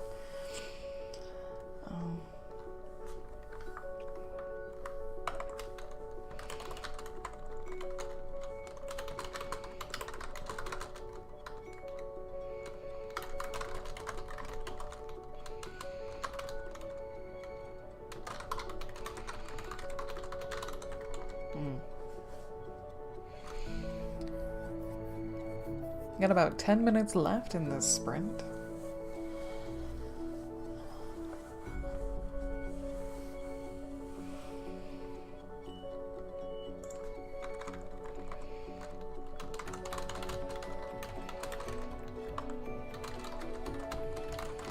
Okay. I hate it when I do that. Skip around. That's okay.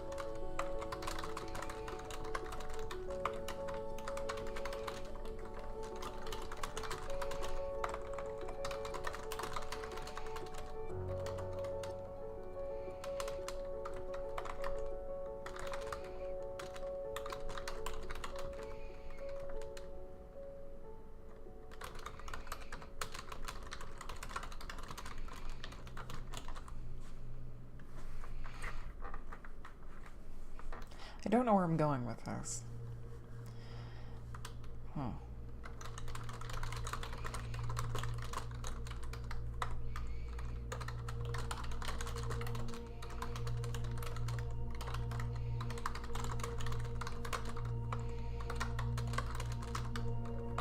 That's right. Kai, how do you spell it? Oh god. Hey, I spelled it right. Coyotes, or coyotes, as some people might pronounce it to be. Now it's getting bright, even though it is fairly cloudy. It is still fairly bright. Oh, nice, Erica. You'll be continuing work on both of your illustrated novels. Nice.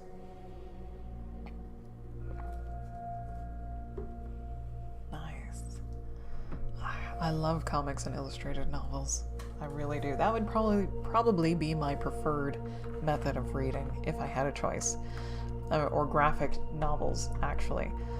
Because graphic novels are longer than comics. Comics are usually like 12 pages, I think. They're really short, but graphic novels can be like 100 pages. And that's amazing. And I think the story is more consistent when it's longer instead of these really short segmented pieces, because you really have to pick and choose which scenes. There's not a great as flow. It's kind of disjointed.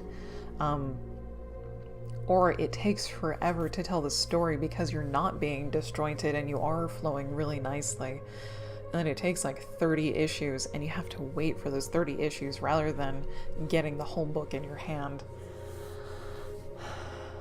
Oh, nice. He has agreed to illustrate your covers for your pirate series. That's awesome.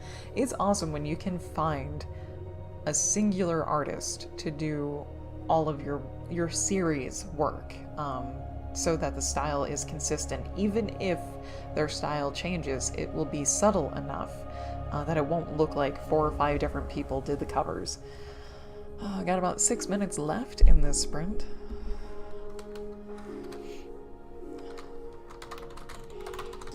Um, there we go. I connected it.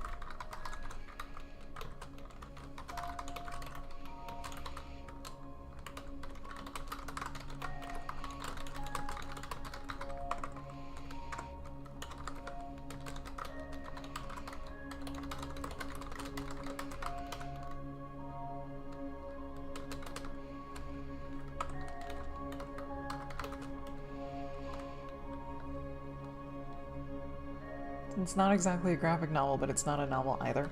Hybrid. Hybrid of the two.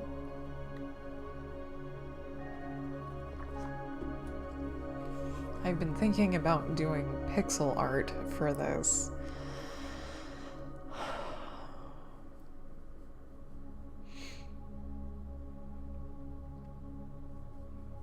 Or basically just theming all of my art around this story until I've illustrated all the things that I want to illustrate from it.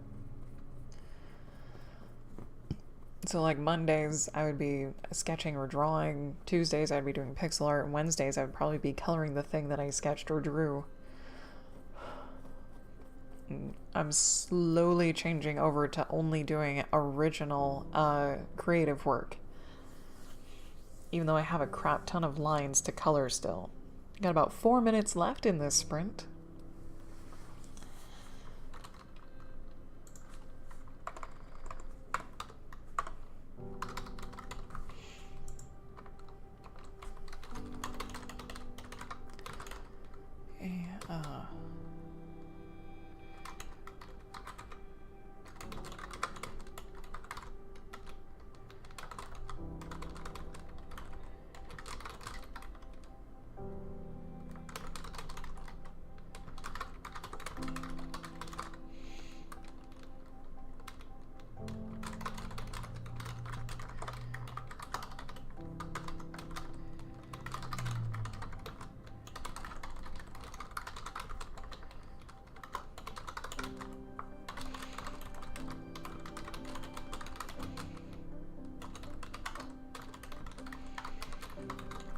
Got about 3 minutes left in the sprint. Oh, there are more words and only one picture each chapter. I see. Oh, and that is, I love doing that. I absolutely love doing that. Is having one illustration per chapter. That is awesome.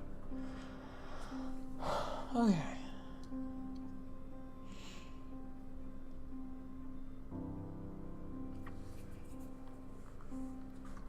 Okay.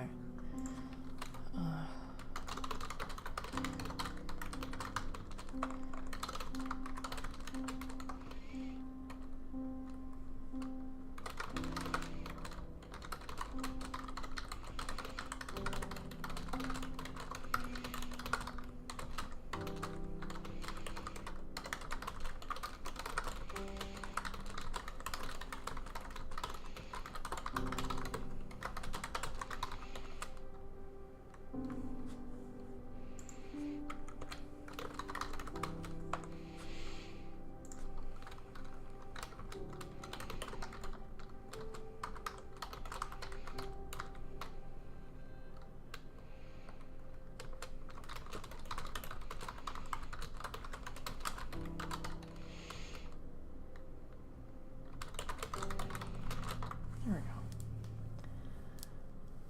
Yes, it has been forever since you've given me a garden update, Wordwin. It totally has. Several months, in fact. But that's okay. That is okay. Got about 1 minute left. Let's see. Oh, highlight that because I've written that part out. I'm just highlighting the things on my outline. Well, now you have about 1 minute left. I lied. 5 pineapple plants that are over a year old now. One growing from a seed, which is just a little baby. Oh, that's awesome. Oh my god.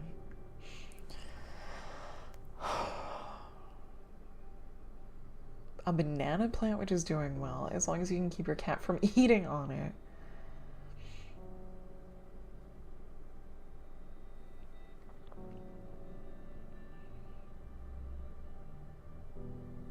$30 seconds.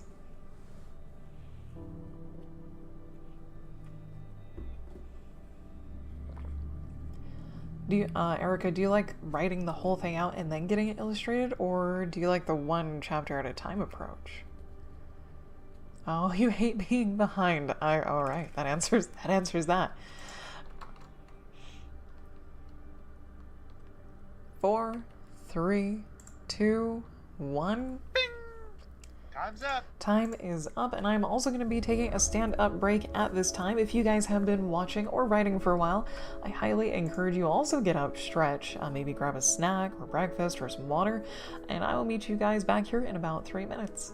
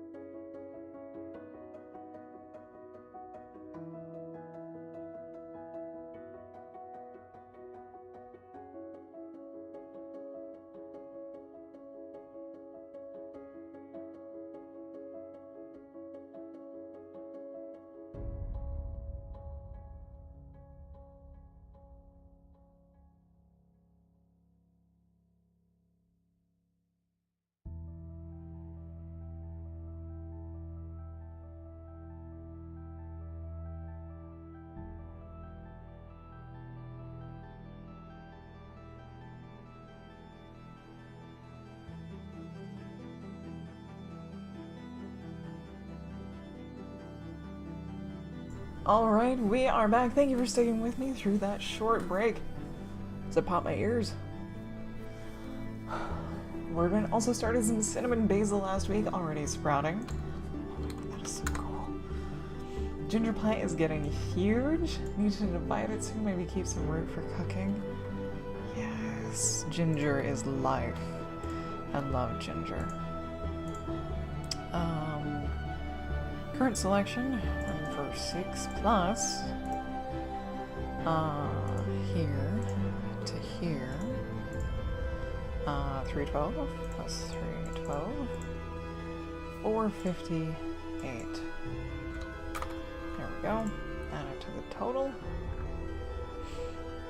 Alright, back to our group sprints, hit OK. Highlight that.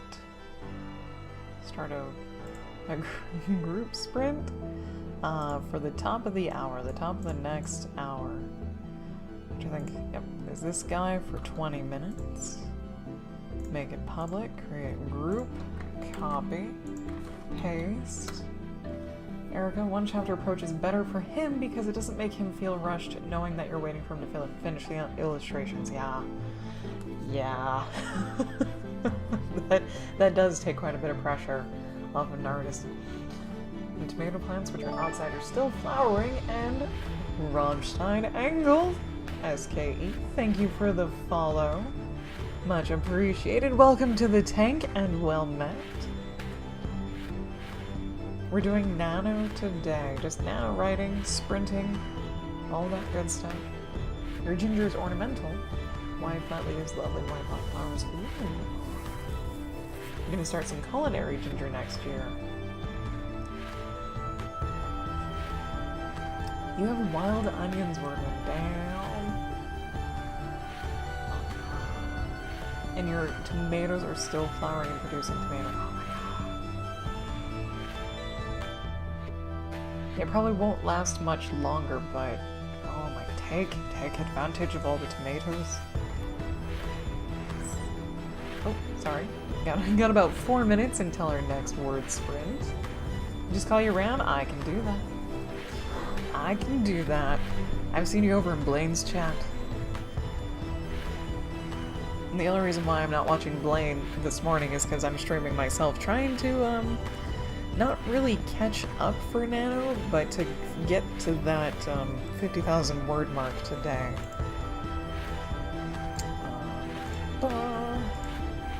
Because I'm at 43,621. Yes. Yes, Wordwin, you're my buddy. You are my buddy now. Now and forever.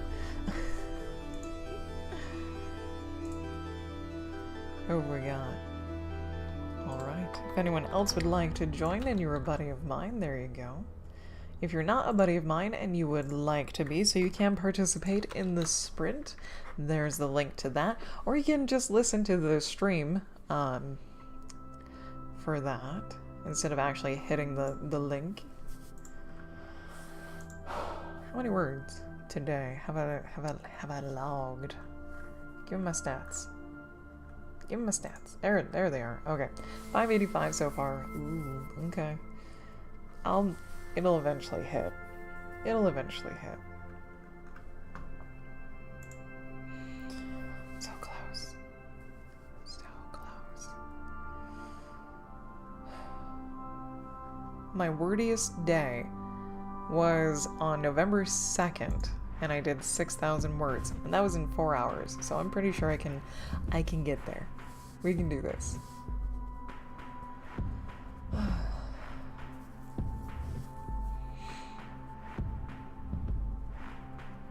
2 minutes left until we start our next sprint, so I need to get my brain back in the right space. Okay, as long as you visually survive the season easily, all of it well over the spring. When the storm was passing, even better in the summer, when the food was most abundant, and when it was time to leave, they were all practically fat, healthy, and happy. The best case scenario to keep their place in the circle a bit longer. Okay. Yes. Following along. I am appreciating that my story has been longer than my outlines.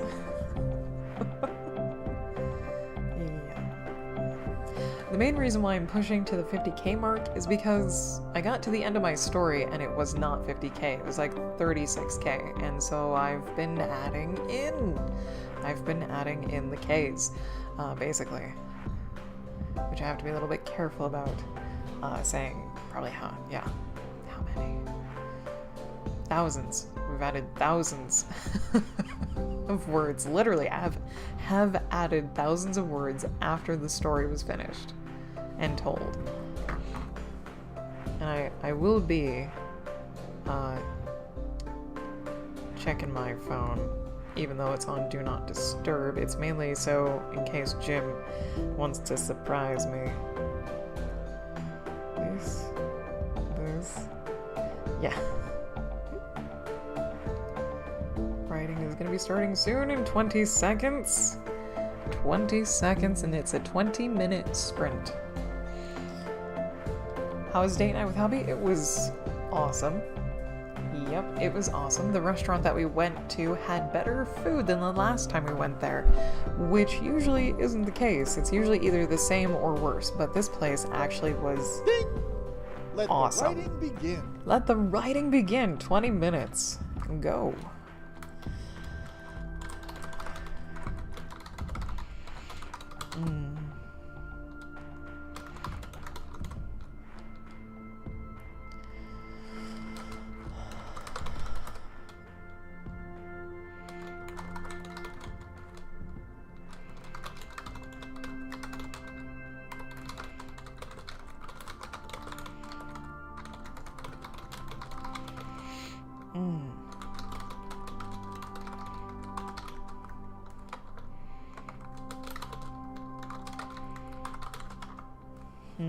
Hindrance?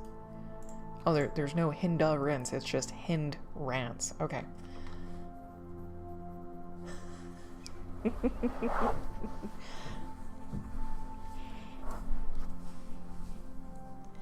I honestly don't, well, okay. Like, Melody and I are fast typers, but that doesn't mean we're typing quality words. Like, we may be, like, really close to the 50K goal and it's only halfway through the month, but the actual stories themselves probably need to be refined a lot. Like, a lot. And then, yeah, there's always the, I know a conversation is going to happen here, so I'm going to skip it so I can keep on writing. And things like that is like, oh, I know I need to describe this more, but I don't know exactly how yet, so I'm going to skip it and move on and keep writing. Rom, you just add, Rom, just added me as a buddy. All right, I will add you back. Doop. There we go. You are now my buddy. If you would like to actually partake by clicking the link, there you go. Boop, boop, boop, boop. You and you. Okay. Here we go.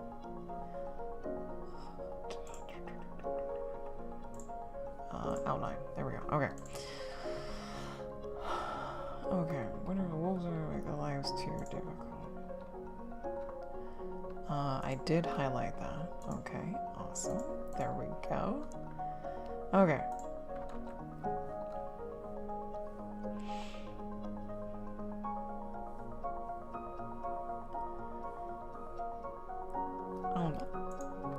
About 17 minutes left in the sprint, and Melody, you're doing an awesome job cheering us all on. Yeah, Wordwin, isn't that crazy?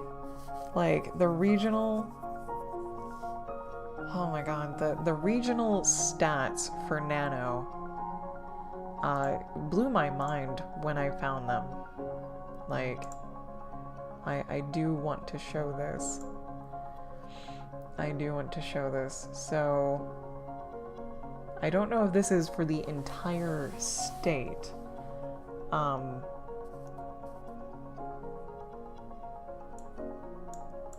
Oh, this might be for the entire US. As of today, 4,184,182 words have been written.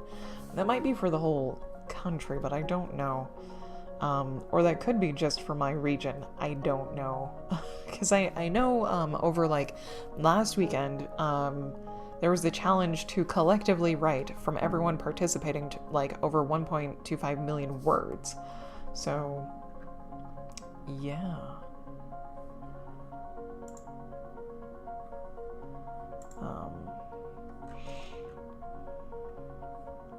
Melody, you were so close.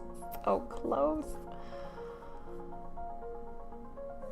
Sorry, I will put it away. Put it away. There we go.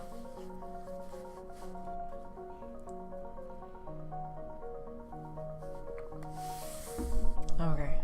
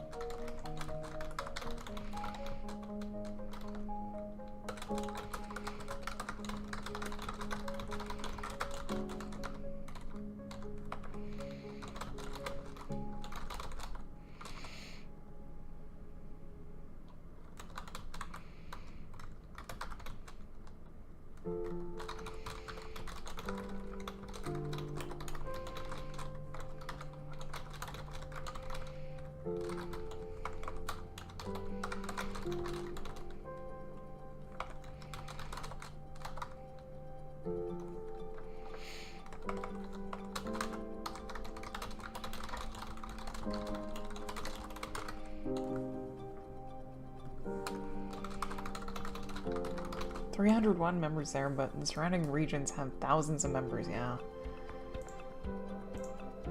I wonder... No. This one. Regions. My home region. Sure. Why not? Notes.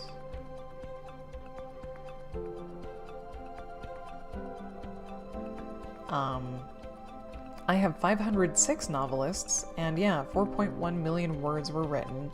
8,000, a little more over than 8,000 average word count, and of course the donation thing. Okay.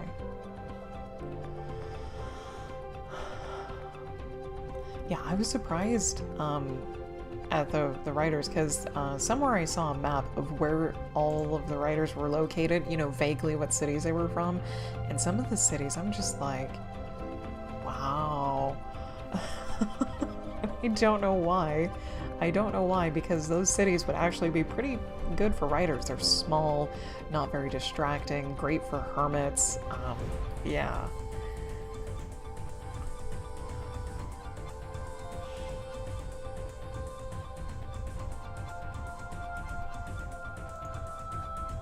Okay.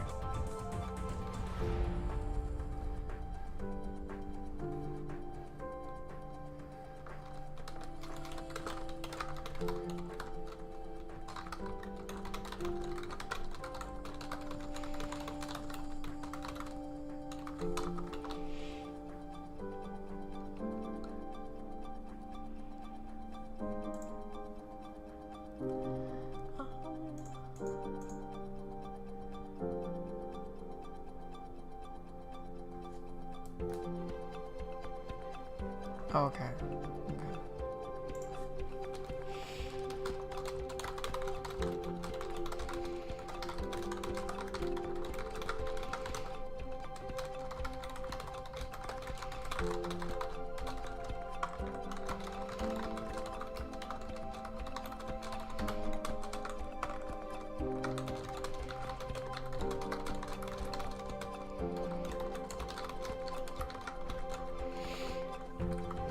I always misspell this one.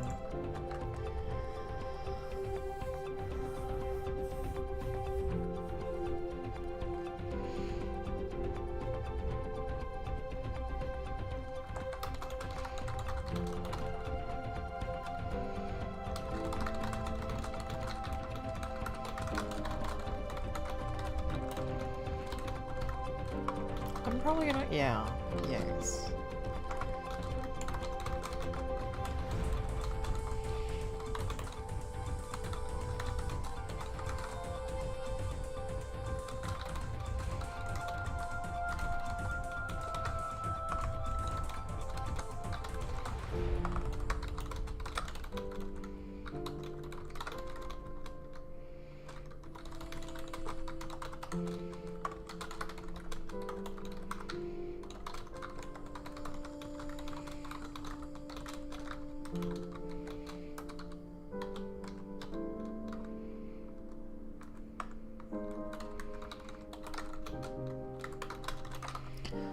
Why didn't that, mischievousness, there you go.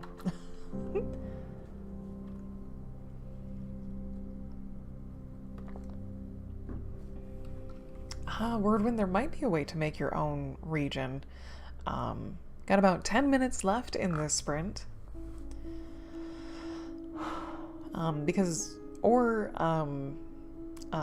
Nano, like, auto-created regions, and people just had to claim them. That might have been the case, and that would have been the easiest thing to do, because it would have been a simple program based on a map, a population map, right?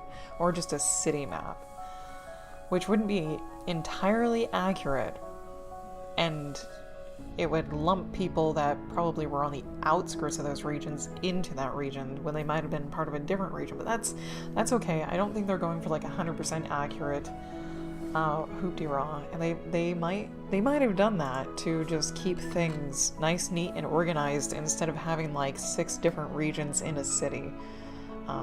They just lumped in all of that city and surrounding area into one region. I don't know. Okay. It is so weird to look at the clock during stream and see it say 9 a.m. instead of like 3 p.m.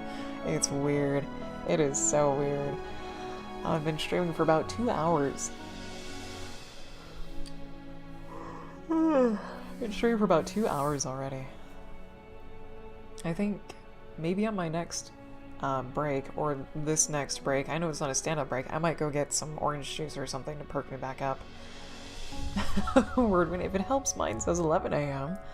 Well, at least it's 11 a.m. for you, close to lunchtime. It's actually like close to my snack time, so yeah, at this next break, I'm gonna get up and maybe get some toast and some orange juice. Because I actually only had toast and a banana for breakfast this morning. Got about 8 minutes left in this sprint.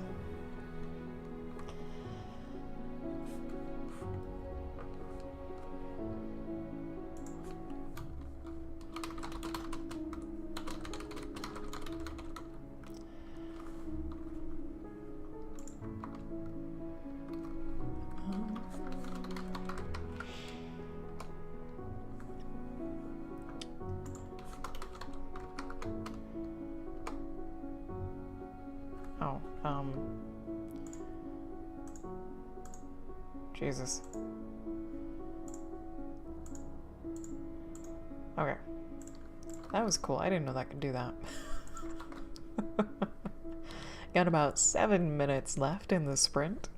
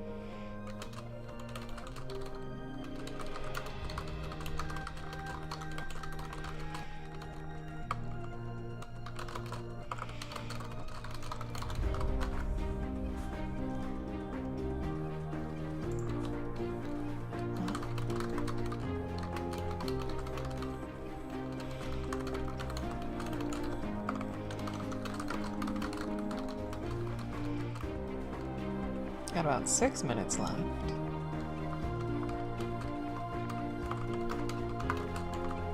I know it's, I mentioned that much later, but that's okay. Okay.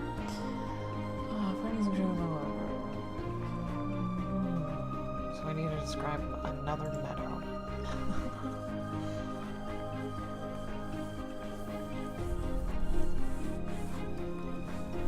Okay.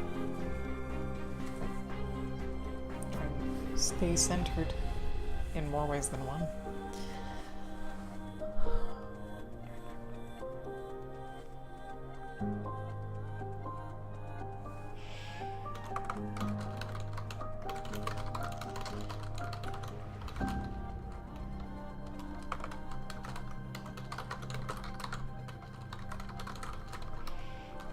I'm missing a G.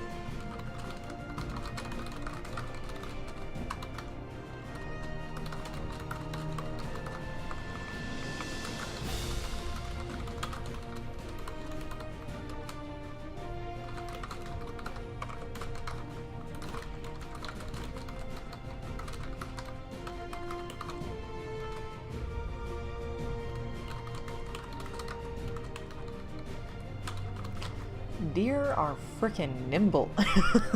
Got about 3 minutes left in this sprint. Deer are so frickin' nimble. What looks like an intraversable slope, like a really stupidly steep slope, they can run up and down it and all along it and across it all frickin' day. Just... yeah. Not to say that they never misstep or miss their footing, because, like, eventually it'll happen. Something will trip up or whatnot, but my god, they are still very nimble and accurate and highly balanced. It's really cool to watch deer, like, even just stand still, let alone walk, move, or prance. They're little stinkers, Jesus. They're really cute when they prance. Oh. Blaine Arcade, thank you for the host, much appreciated. Thank you so much. Got a 2-minute warning in this sprint. You got 2 minutes for this word sprint. Blaine, how was your stream? I hope you had a good one. Arcade Raid, thank you much. Thank you much, and welcome to all of the new viewers. You may not be new, some of you probably are. Hello, my name is Jasmo. I'm usually a variety creative streamer, but during the month of November, I write. And only write because it's Nano. And we are doing Nano. I am doing word sprints pretty much all day today because it is the halfway point. It is the 15th. The 15th out of 30 days of writing for Nano. We got about 1.5 minutes left in this sprint. And I'm doing group sprints. If you would like to be a buddy of mine so you can participate if you are participating. I'll give you my little profile link. I will add you back and you can join us in for our next word sprint. Our next sprint is going to be on the half hour. That's pretty much how the rest of the day is going to go.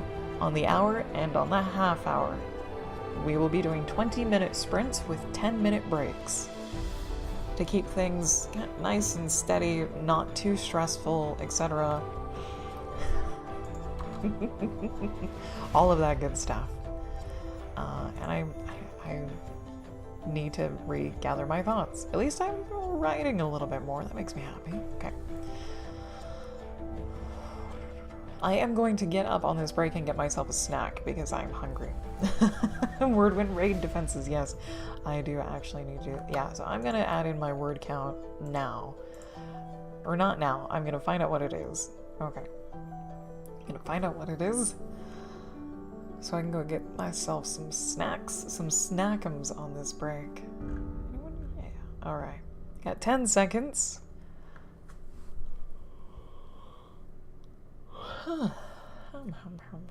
2, 1. Time's up. Time is up. I'm gonna add my word count here. I'm just going bit by bit. I'm not really striving to do like 700 words every 20 minutes or anything like that. Just bit by bit. Slow and steady is definitely gonna win this race. Indeed.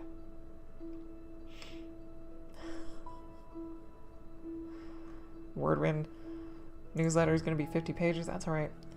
Holy good lord. Why is there a negative? Or is that a dash? What did you do? No. I'm gonna set up the next group sprint for the half hour to start on the half hour. So there's about a 10-minute break. Or there is just a straight up 10-minute break. Yes, for 20 minutes. Make it public. Copy. Paste. There we go. There's that. And yeah, I'm gonna go get myself some food. Guys, get yourself a snack or breakfast if it's early enough. Get some water, stand up, stretch, shake out your wrists, hands, fingers so you don't get cramps and all of that not so good stuff. And I'll be back in a few minutes.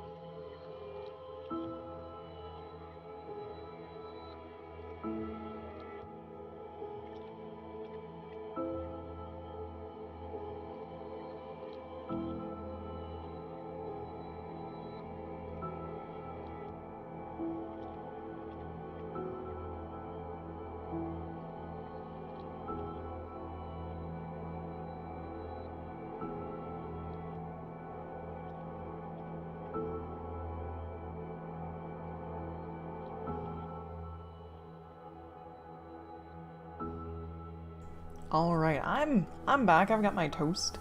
I got my toast and my jam. Oh, homemade jelly actually. From my parents' grapes that they have in their backyard. Mm-hmm.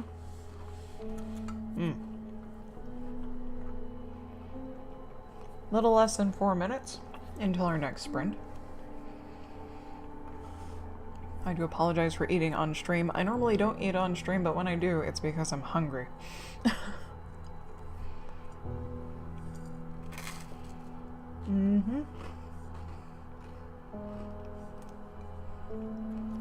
I also did get some orange juice.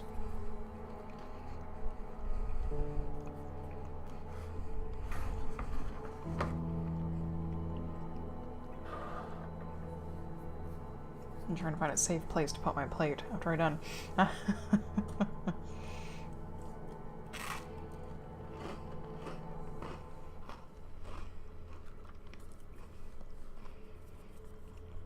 3 minutes until our next sprint.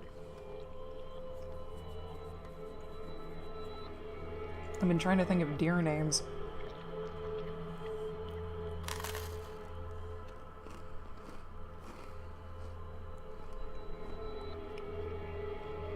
Just so I can flesh out the rest of the deer. I think there's going to be mama deer, three daughters, and each of those daughters is going to have 2 daughters of their own.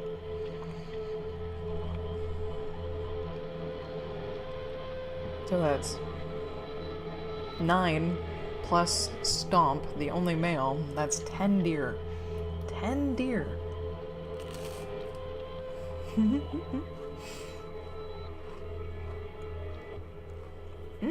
Rom, that is great.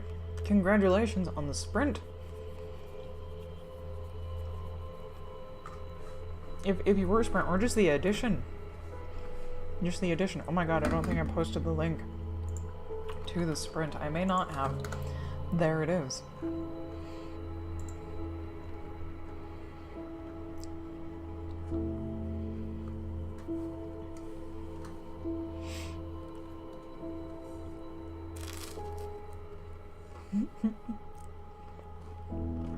Like, real food is best food.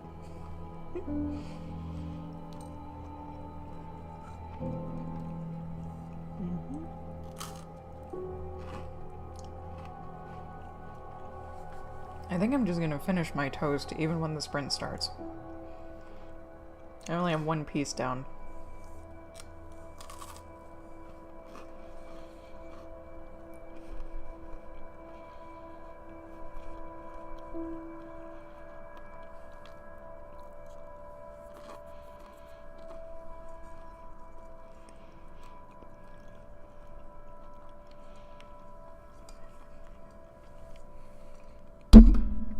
Sorry, smacking things around.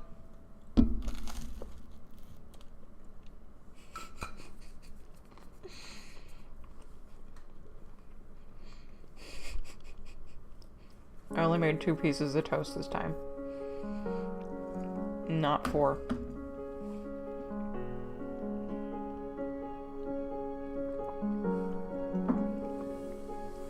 Yeah, because one morning, Jin woke up and I slept in. And he left, and when I went to go make myself breakfast, I acted as if he was still home and put 4 slices of bread in our toaster because it's a 4-slice toaster thing. And did not realize it until both sets of toast popped up, and I was like, that shouldn't have happened. Let the writing begin. Let it begin, guys. 20 minutes. 20 minutes, go.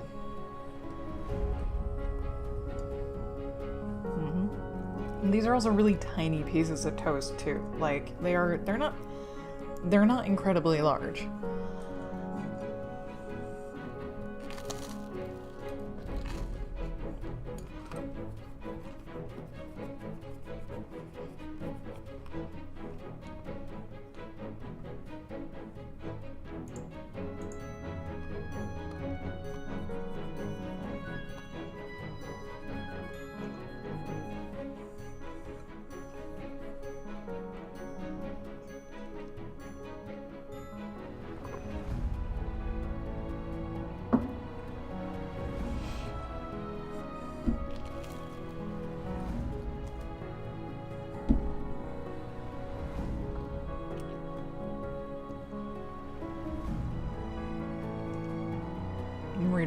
outlines over here, and I'm like,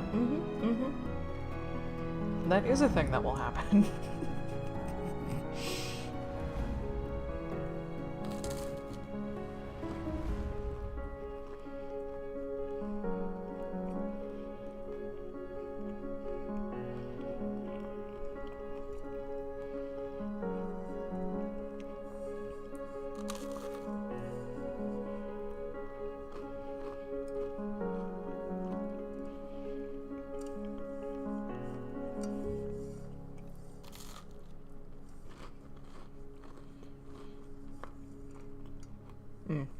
Killer Monk, I do see your suggestion, Bucky.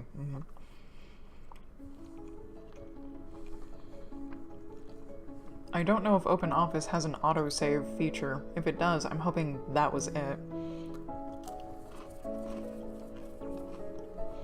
Because I just saw the whole program twitch. I'm gonna have dishes piled up in here. Nope, alright.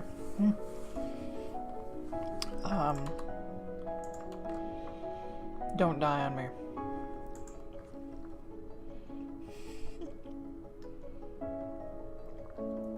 Yep, save and save often. I would even encourage people to back this stuff up on like the Google Cloud or something. Just to be safe. Honestly, it's a lot of information to lose. It's a lot of work to lose. Alright. Got about 17 minutes left in this sprint.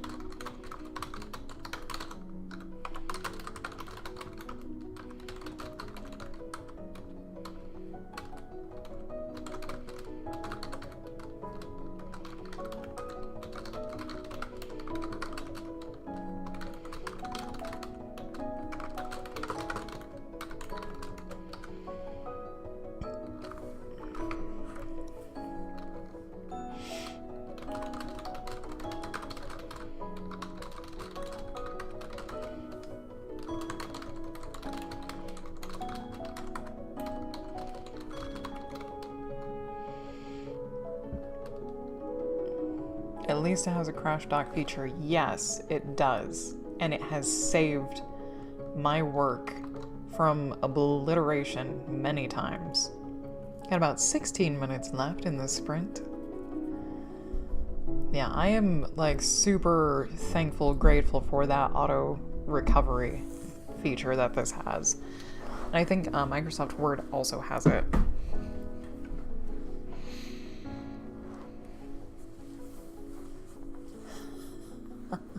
I think after I'm done writing this story, I might do a I Learned Scrivener series, like buy Scrivener and then learn how to use it.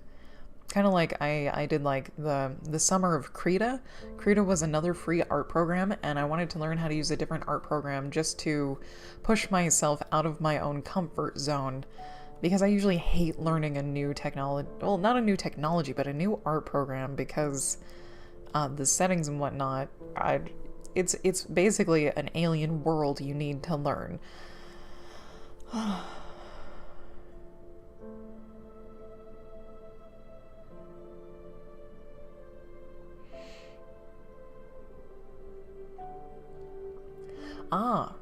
Ram, it's not too cliche if she actually...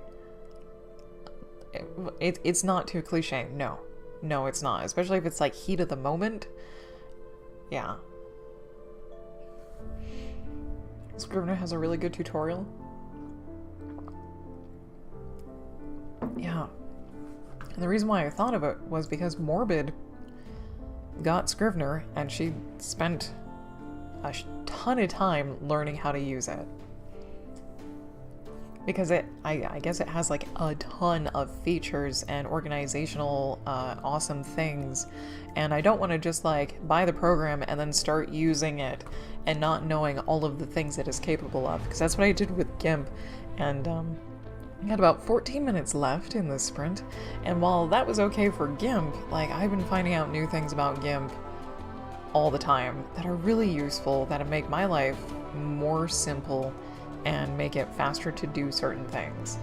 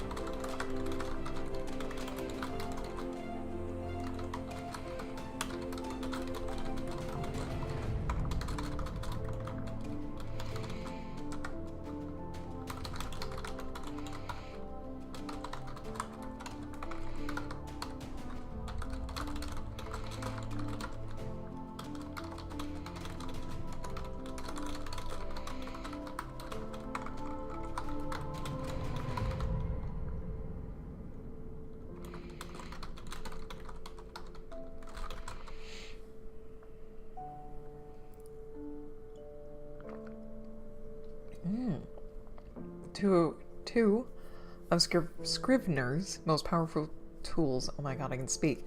The most powerful tools for Wordwin are the keywords and the saved searches. Yeah, I am like super curious about Scrivener because I do like to make character sheets with like almost every aspect of that character, the personality, basically their soul. I like making character souls, which is like the entire essence of a character. And then I also like writing outlines. And then I write the actual story.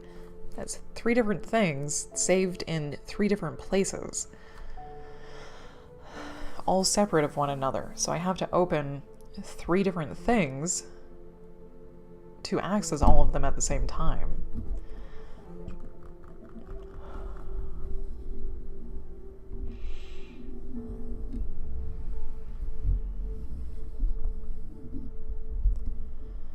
Yeah.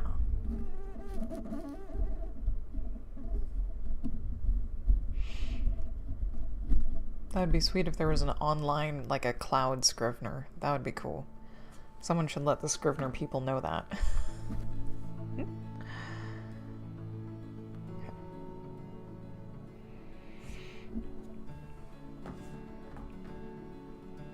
I'm almost out of chapstick. I'm like scraping the bottom.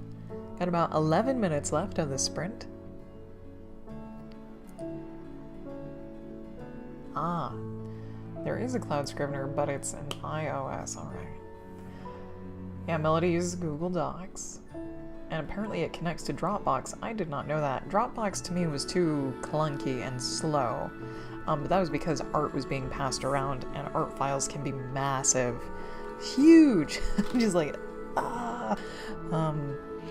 Yeah, big enough to make you go over whatever data cap you have, basically.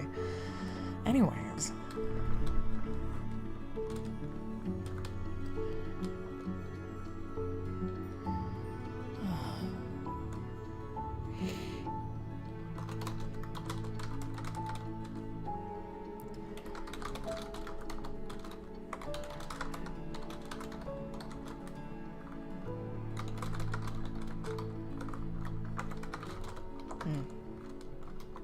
Got about 10 minutes left.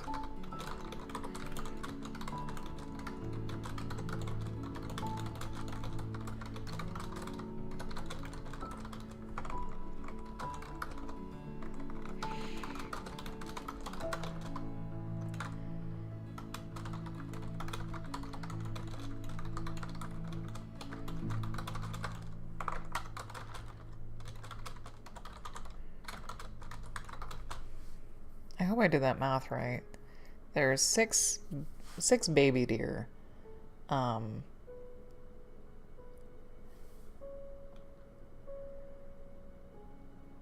With 3 mothers, it's 9, 10, so that's 11. That's 11. Not, or did I say 2 daughters or 3 daughters? Because that would have been 4 baby deer, plus the 2 moms, plus their mom, plus Buck, not Buck, Stomp. That'd be 8. Where did I come up with 9? How the hell did I come up with 9? Oh. Oh. Oh, yeah, Wordwin. I've seen this. High concept. Trouble. Other aspects. I like. Oh my god. I might steal some of these for my characters. If you don't mind, Wordwin. That's awesome.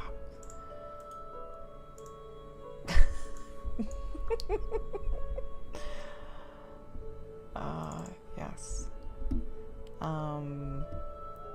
What am I looking for? This guy. This guy.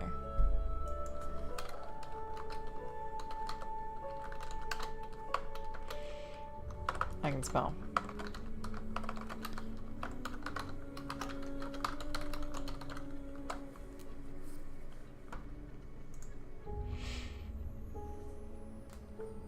That's cool. The 3 purple ones are based on the aspects from the fate system. Yeah. You live there. Okay.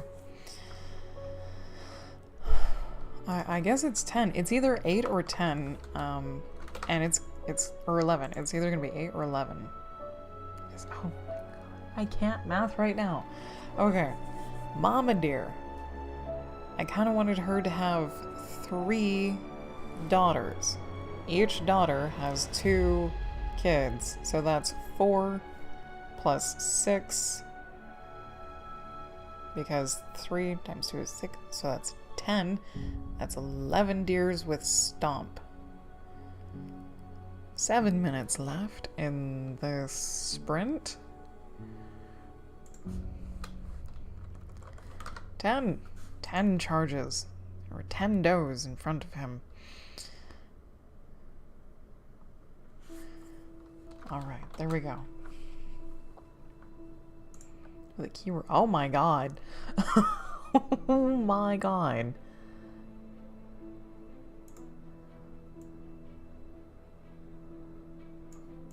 Jesus, Wordwin. That's. Oh my god.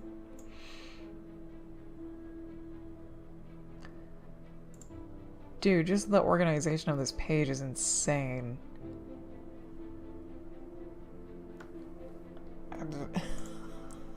That's amazing. That's awesome.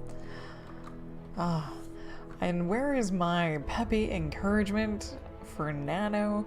Oh, I've just been kind of focused on this and normal things and not being like, you guys can do it. If anyone is participating in Nano, you can do it. You can totally do it. Even if you don't reach that 50,000 word goal, you still gave it your best shot and you tried. Absolutely. But don't despair now. Even if you're like way behind, just keep doing it. Just keep swimming. Just keep typing. Swimming came from Nemo finding Nemo in the dory. Ha ha ha. Just keep typing. Whenever you can steal a few moments, type some words. Or if you can, set some time aside and do some sprints. Yep, and I will emphasize again, it is cold and flu season, so wash your hands often, especially if you have a job where there are a lot of people in the workplace. Try avoid touching your faces. Maybe snag some vitamin C chewable pills or some orange juice. Preemptively eat vegetable soup or chicken noodle soup to help along with that, to keep you from getting sick. And if you do get sick, rest. Drink plenty of liquids and rest. And if it isn't getting better, go to the doctor. Don't let it build up. Automod. Automod, shame on you. I can see this. I can see it. There we go. Yeah, don't lick your kids' fingers. This is very, very true.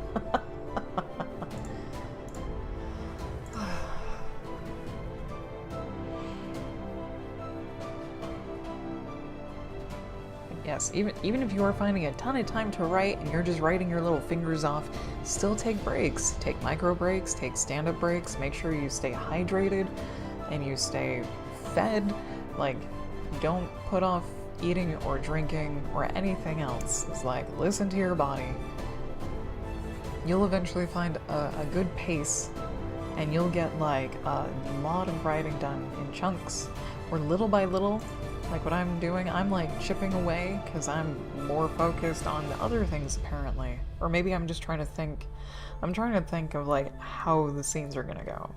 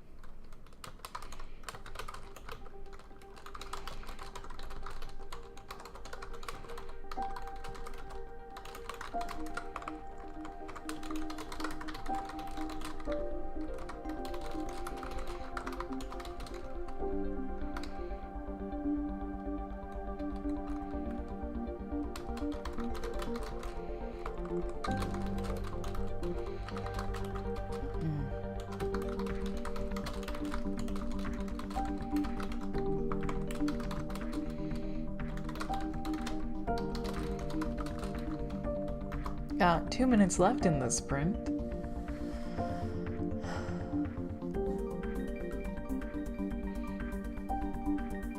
Ah, yes, yes. Free is very attractive, Wordwin. That's why I use GIMP and OpenOffice. But for Scrivener, I think it would be worth the purchase. I really do.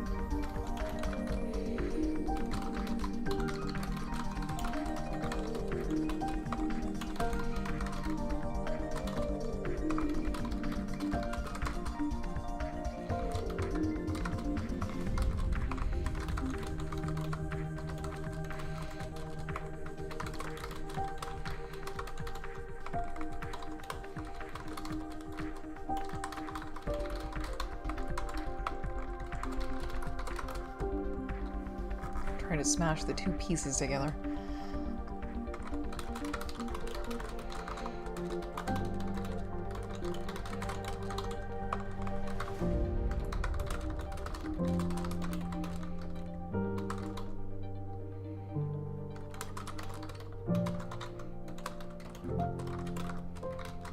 I see it. I see it. I'm gonna also stop right there. 2924, 3, 2, 1. Time's up. Losing my voice. Only, wow. And that is also going to be my stand-up break time. I'm going to get up, stretch, wiggle around a little bit, rest my eyes, all of that good stuff. And if you have been watching or writing for a while, I highly encourage you to do the same. And I will meet you guys back here in about 3 minutes.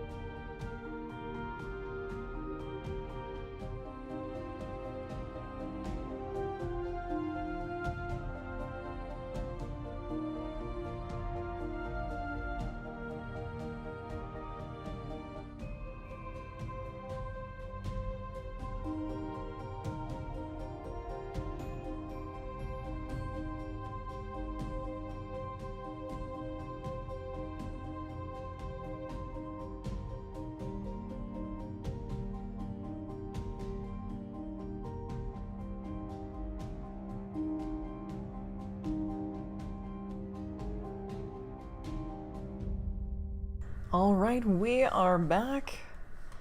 Nice, nice. Got some progress in there, and oh, I did add it in. Okay. Did I? I think I did. Alright, next one. Next sprint is going to be at the top of the next hour.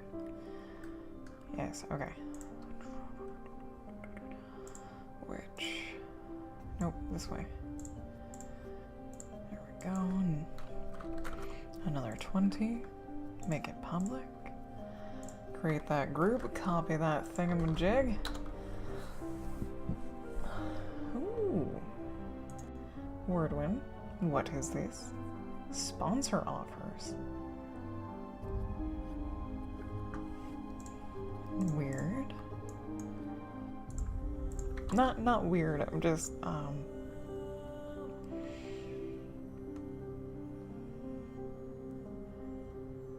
interesting. That's cool. Kindle, Scrivener. Oh! Oh my god! Oh my god, I am doing this. I am doing this! This!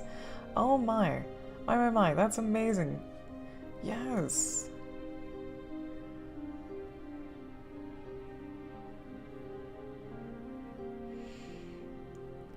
As a NaNoWriMo participant, you can get 20% off Scrivener, or Scrapple, a simple but powerful tool, blah blah blah, by entering NaNoWriMo into the coupon code text field in Scrivener's web store up until December 7th, oh, which is great.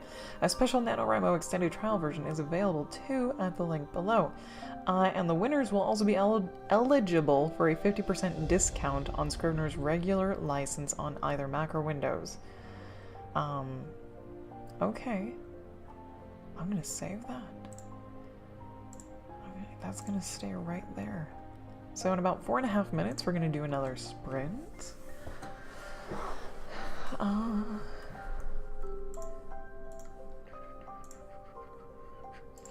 Ram, I added you back as a buddy.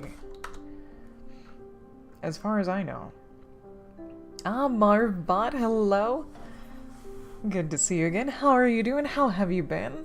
Hope you're having a wonderful day today. I know it's a lot later over there than it is here. It's about 10 a.m. here. I haven't been writing my butt off. I've just been making very small progress. Very small progress. I've been making some progress, not as much as I thought I was going to. Yup. Oh god. Yeah, I thought I would have a lot more written by now. But that's okay. I needed... My secret goal is 7,000 words today, but if I don't get that much, that's okay. I've written 1,200 words or so today so far, not including the outlines that I did earlier.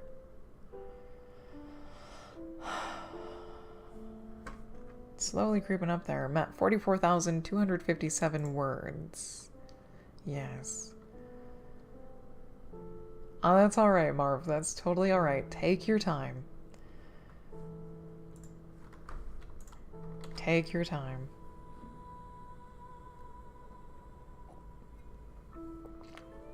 And Bumble, hello. Hello to you. If I didn't see you, I do apologize. And yeah, Rem, like, if people can't join, if you can't join, or you don't really want to, like, actually physically join and click on the link, that's totally fine. You can just listen to the stream because it'll tell you when it starts and when it stops, and I'll call out how much time is left every once in a while. Nice. Oh, that's right, that is you. This is yous. Okay. Okay. Bumble just arrived, alright. Oh, that's right, this meadow. I really want this meadow to be, epic, but in a small way. Or it's like a surprisingly epic meadow.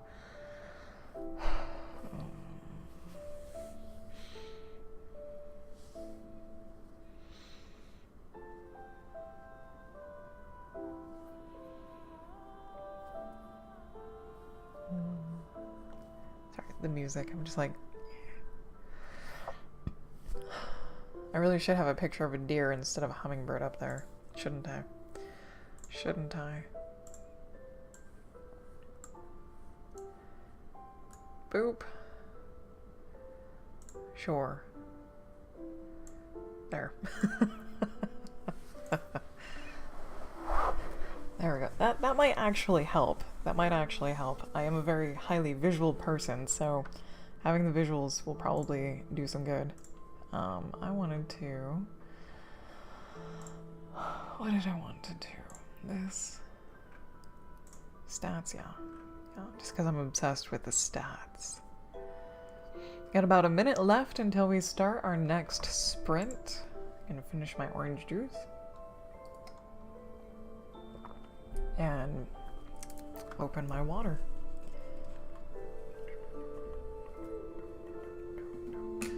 Okay. Let's see. The deer make good time finding some shelter in a lower elevation meadow farther to the south. It's an old place, one that only the oldest does remember. It's sort of a known safe haven for the deer where they can rest, recharge, and refuel, then move on. It's a shame they couldn't stay there, but the snow would overtake it and food would become scarce. Okay, that is the next part. That is the next part.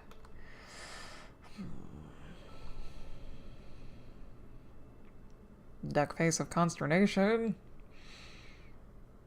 3, 2, 1. Ding! Let the writing begin. Mm-hmm.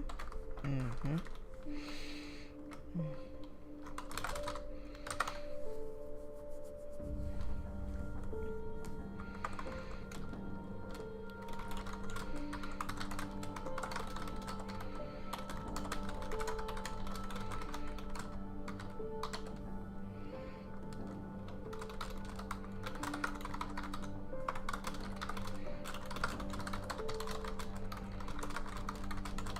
I'm also trying to be a little bit more wordier than I usually would be to stretch it out. Just a little bit. Being a little bit more conscious about it at least, because that is the thing that kind of is counting. That is like, it is the focus, is writing all of the words to get to the goal. That's what editing is for afterwards. I have to remind myself that is why we edit our stories. Because the thing that you just spewed out of your head first shot needs a little bit of refinement. Okay.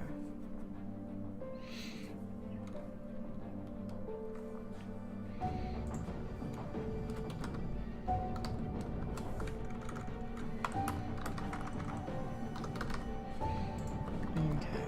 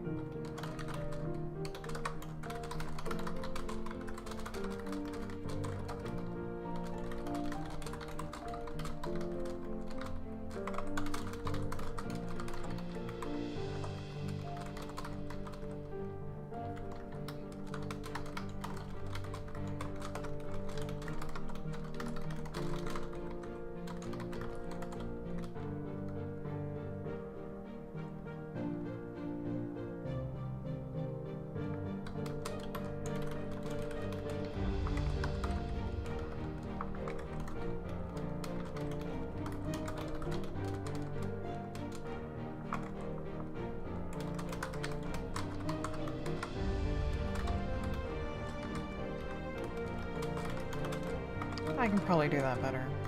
I could probably do that just a little bit better. Okay.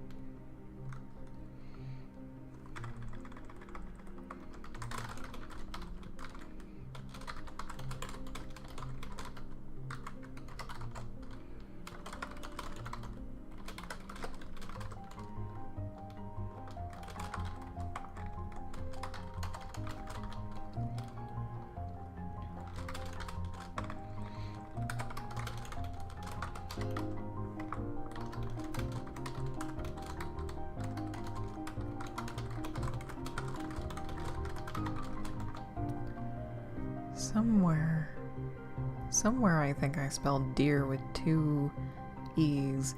Or no, yeah, this is the incorrect spelling. This is the spelling that we're like, oh crap. Okay. Jeez. I'm getting my words mixed up.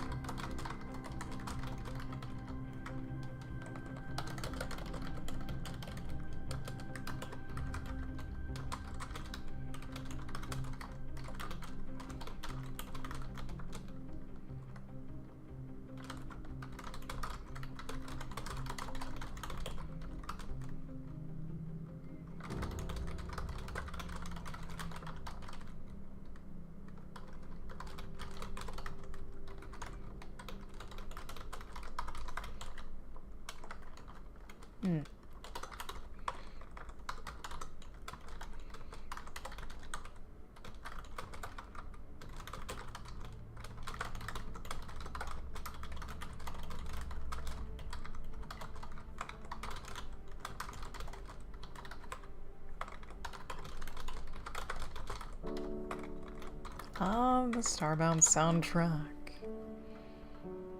Okay. Have about 11 minutes left in the sprint.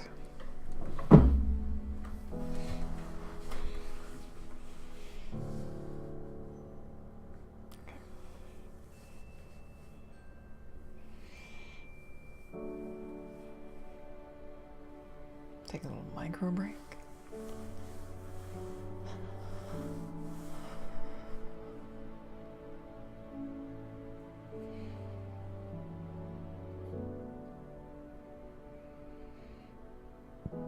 So many filler words. So many filler words.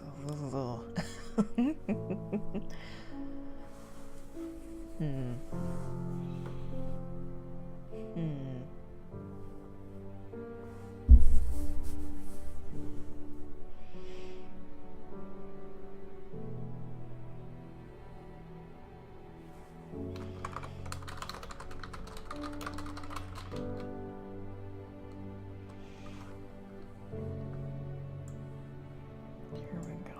Do this. Alright. Save this guy. There we go. Okay.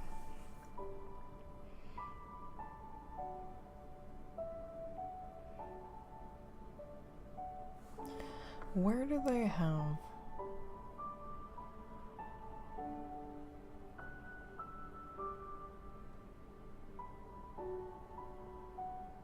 Oh, okay. Like at the very end. At the very end. Got about 9 minutes left in the sprint. Sorry, I was deep into it and not paying attention. To the time at least.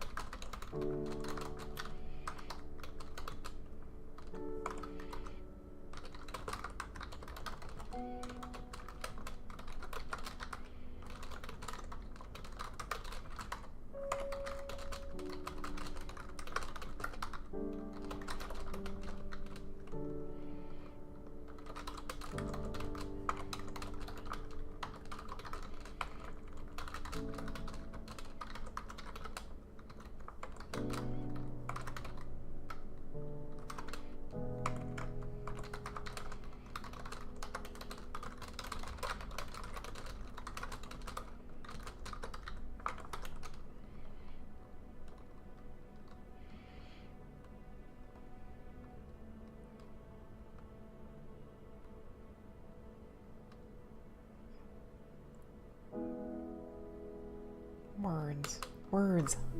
Goddamn freaking words.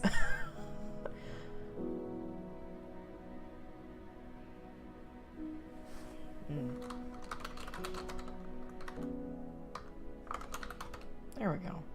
Got about 7 minutes left in this sprint. 7 minutes. Okay. Where are we?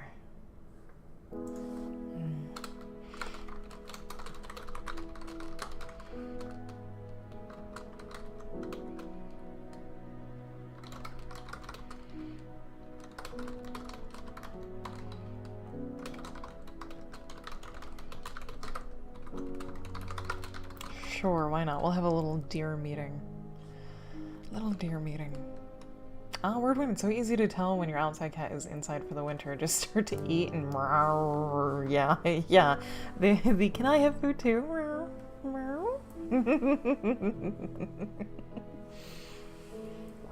Oh yeah. Oh god. Back in between moving houses, we shared our house. Okay. So last year, Jim's brother and his wife bought our house, but we didn't have this house built yet, so we lived together in that house. And they had a cat and they had a dog. They had a cat named Smith, a giant black cat. And he would only meow at the back door when they were home. But during the day, since I work at home all day, he would come. He would want to basically come and just hang out somewhere in the room with me. But what he liked to do is sit on the windowsill, and we had really thick, fat windowsills. And he also liked my workbench that's behind me because it has a second tier on it. And so I cleared it off for him, and he would just hop up there and lay and stare out the window.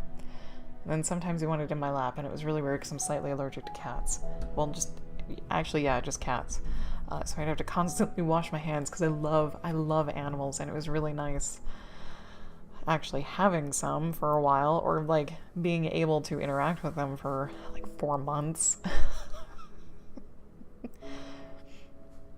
But yeah, the meowing in the evening when we were like playing games, playing like a co-op, like the Jack in the Box word games or whatever, Smith would start meowing at the back door, and he was not an outdoor cat like at all until they moved over to where we were. And then all of a sudden Smith wanted to start going outside, and he is now currently a permanently outdoor cat. Not permanently outdoor cat, he still comes back to like feed and use a litter box, but yeah, he's just an outdoor cat, and he did not used to be. It was really, really weird for them. But yes, he also bugged us when we were eating. Their dog did too. Their dog was a little tiny poodle. Have about 4 minutes left in the sprint.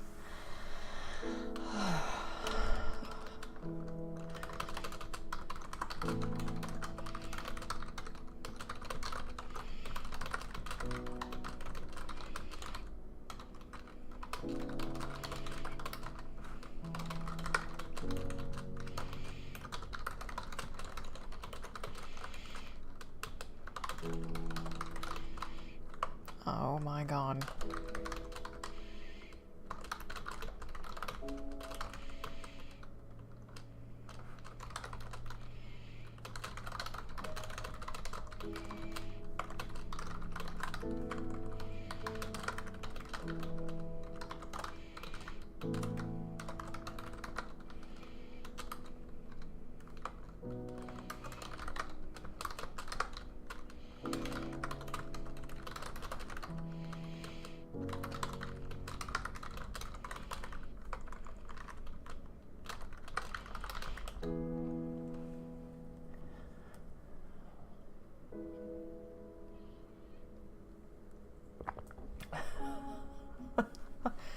Cats are kind of finicky. They really are. But if you pay attention to like their behavior and their personality, it's almost like living with another person. A really needy, complainy, sometimes selfish person. That's what kind of living with a cat is like. Yeah, like the yowling at their water bowl, waking you up in the middle of the night, and you going, what? And then they look at the water bowl and yowl again, and it's half full of water. Yeah. Yeah, and complained until you filled it up. Mm-hmm. Yeah. Got about 2 minutes left in this sprint. 2-minute warning. And then we'll take a 10-minute break and start another sprint at the half hour.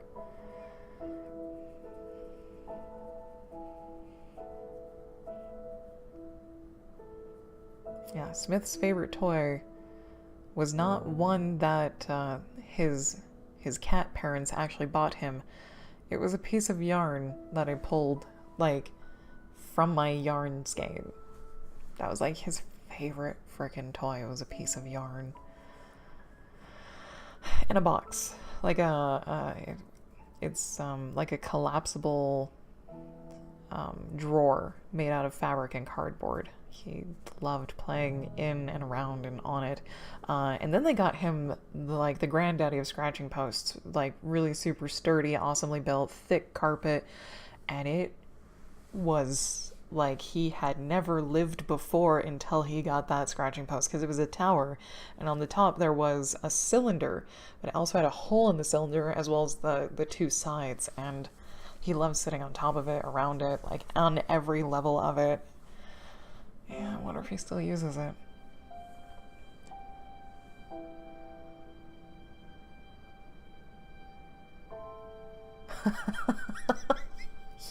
Yeah, they've got their own little personalities. Have about 30 seconds left.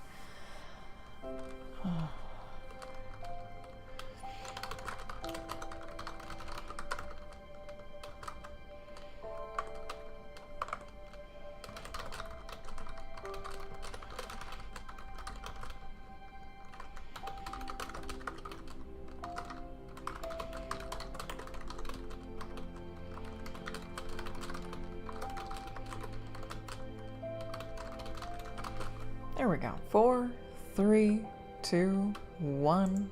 Bing! Time's up. Time's up. That's a little better. It's a little better. 550. Alright, add to the total. And put a little highlight so we know where we stopped. Like so.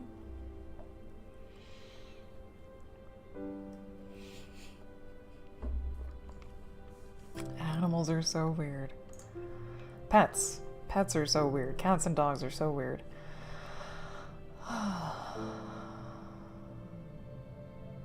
What am I looking for? I am looking for this one. So I can refresh. Okay. Oh my god. 44,807.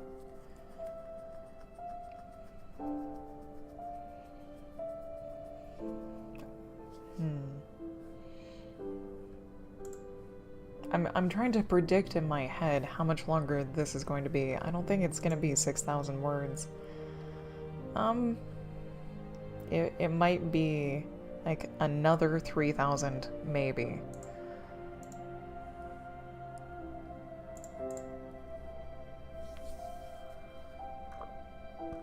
Oh my god.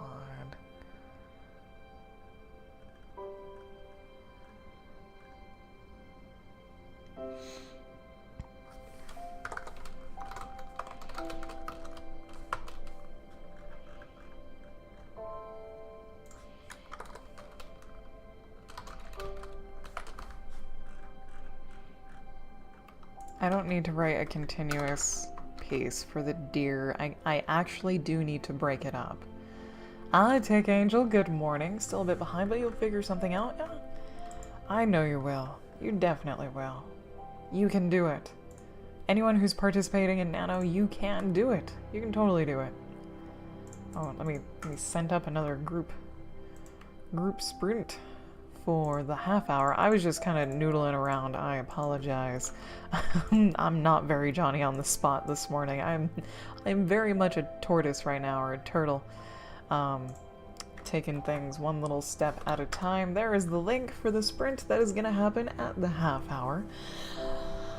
Oh, we have about 7.5 minutes left until then. Oh, let's see.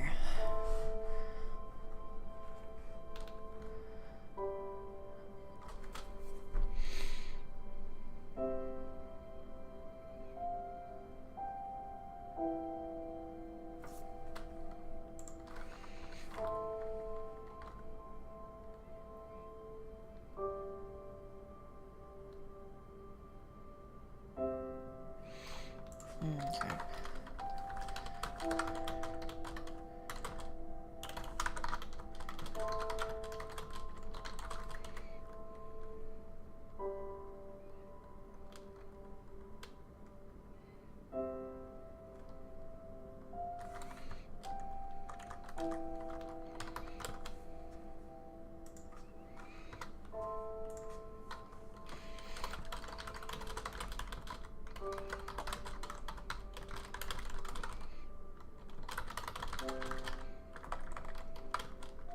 There we go. Chomsky, hello. Consider a career in ASMR.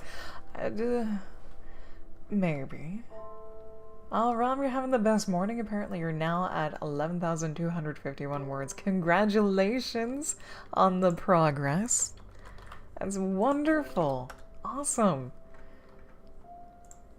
I'll refresh. And it's alright, you guys don't have to click the link and join me if you don't want to. You can simply listen to the stream for the start and stop times, and I will randomly call out how much time is left.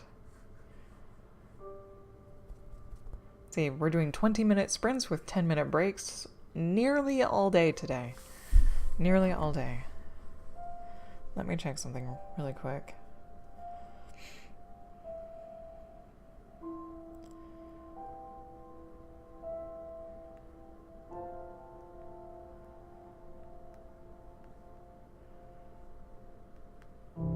Okay. Yeah, it depends. If Jim is coming home at 11 for lunch, my time, I will stop then. Which is after this next sprint. But if he's coming home for lunch at 12, there will be this sprint and 2 more after it. And then I'll take like an hour lunch or so and then be back at my normal time, which is 3 p.m. Eastern or noon Pacific. Listen to the stream, that's what you do, Marv? Yeah, I make great background noise, apparently. Got some nice soothing music, a half-decent voice that's not too irritating, I suppose. Yes, celebrate your victories, no matter how small they are, celebrate your victories. Did I just get another piece of mail? No, okay. Oh, I set my water bottle down. My phone is very touchy. If you touch the desk, it'll turn on. Trying to find a spot. A spot where it can be held better. I know you're getting. There we go. My voice might get a little raspy and or lost today, and it might be because of how much I'm talking, but yeah.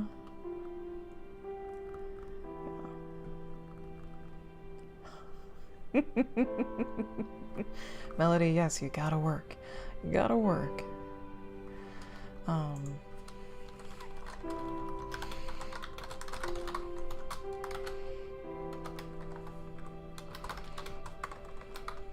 Come here.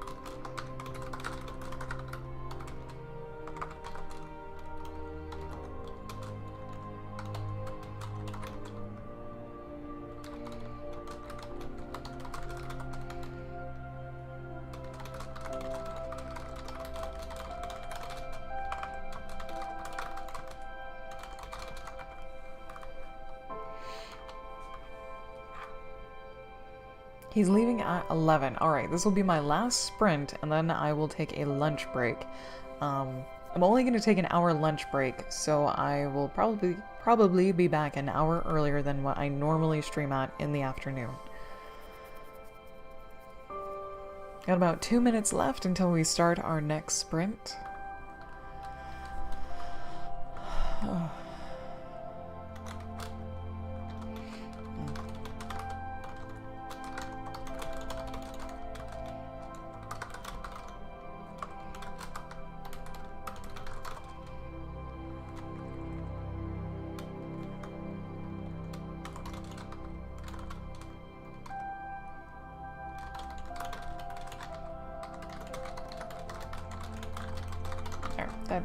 That's pretty much what I wanted to get done. So I'm going to add this before the sprint. Word count, please. I know it's not that much, but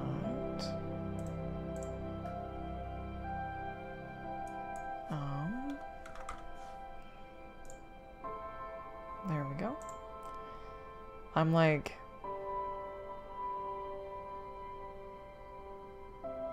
91 words away from 45,000. Yeah. Today I've written on only 1,800 words so far. Ugh. I'm gonna pop up really quick to use the bathroom, but please do start the sprint even if I'm not here.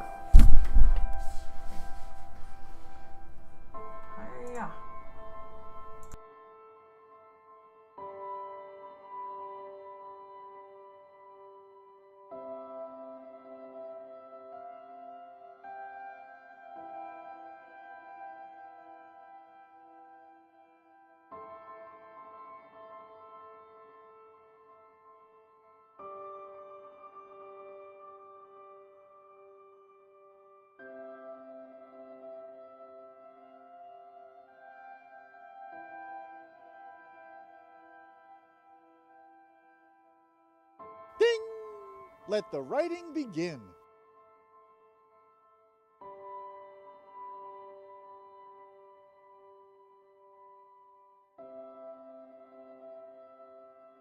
Alright, let's do this. I'm kind of liking your writing for once. That's good.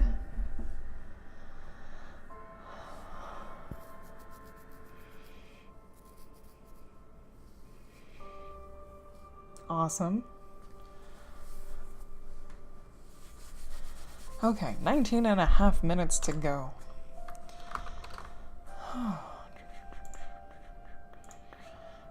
Yep, go rat, meow, rat meow, rat meow. Let's see.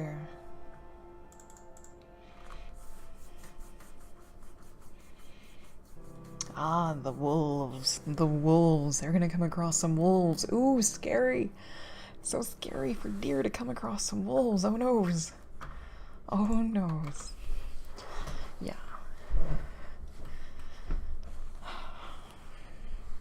I honestly might write the eagle's point of view as well.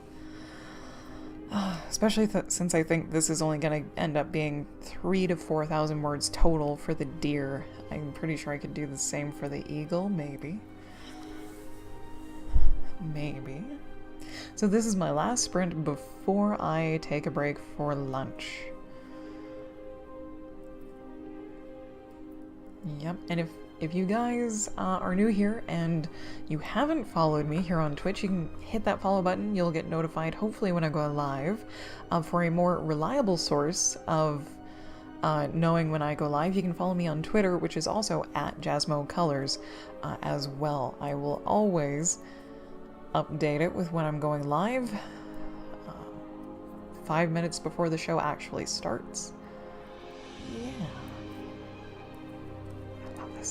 Okay. Lunch will hopefully be an hour. It might be a little bit more than an hour, but I'm gonna try and, like, compact my day as much as possible and take advantage of all of the breaks in between all of the sprints. Instead of only taking one stand-up break, I might actually start taking two. One at the half hour and one at just before the hour. So I don't get burnt out. It's just... yeah. Okay.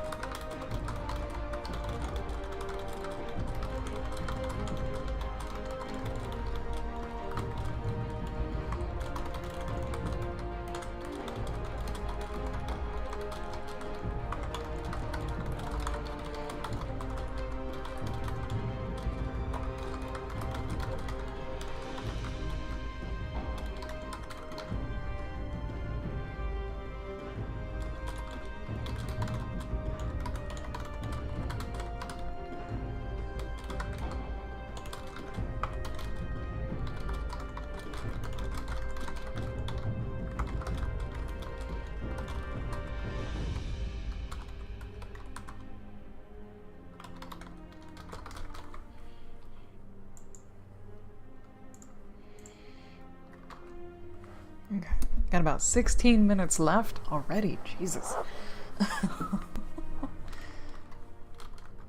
Hang on.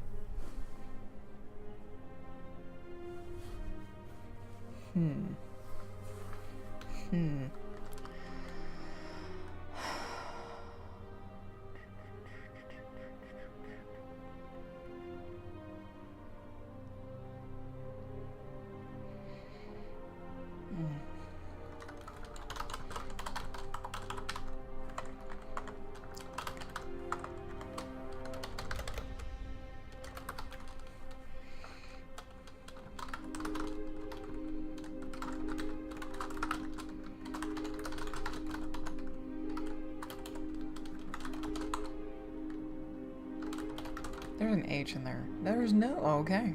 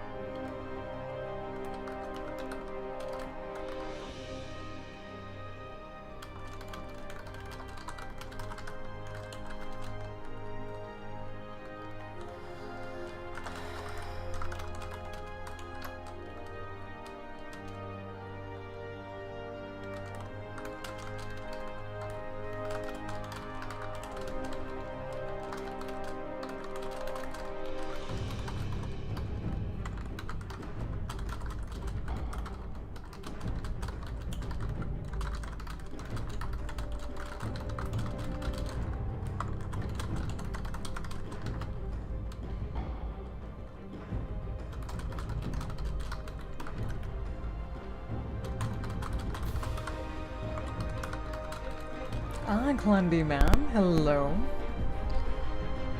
Good to see you again. Good morning, or afternoon, or evening, wherever you are. We've got about 13 minutes left in this sprint. Just kind of chugging along, trying to make all the progress.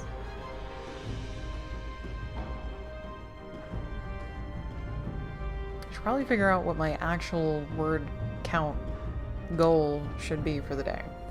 My secret goal, my overachiever goal, is 7,000 words for today, which feels completely obtainable if I had stuff to write about. Right now, like, I do have some stuff to write about, but it's not gonna be 7,000 words worth. Oh noes. So I have to come up with more stuff to write about, and I guess, I would say probably 4,000 would probably be not a better goal, but at least a shorter goal. Or at least for this part, I would like the deer part of the story to be 4,000 words, at least. There we go. That's great. Okay. I have a goal. Let's head on to it.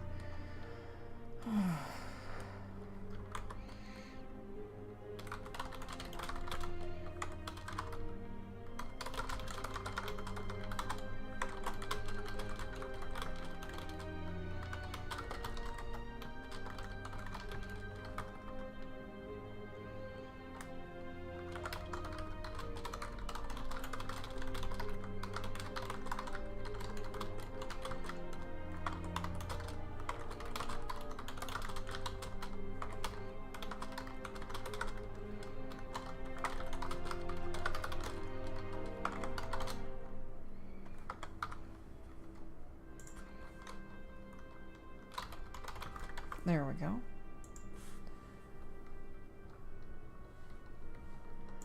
Oh, Wordwin. Oh no, open office crashed. Let's hope its auto recovery works consistently.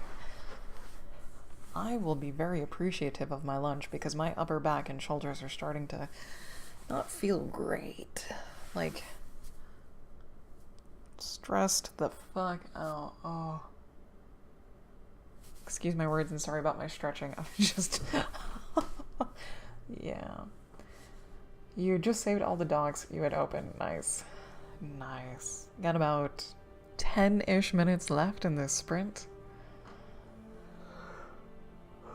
Yeah, 10 minutes.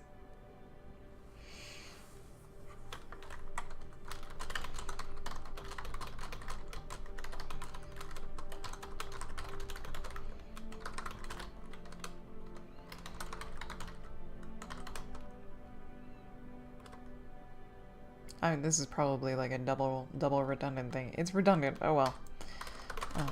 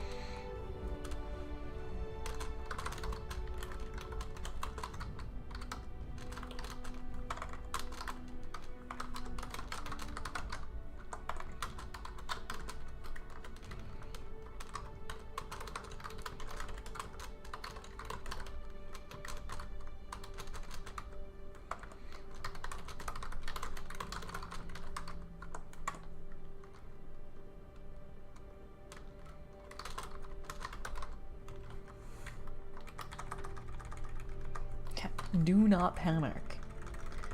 Don't panic.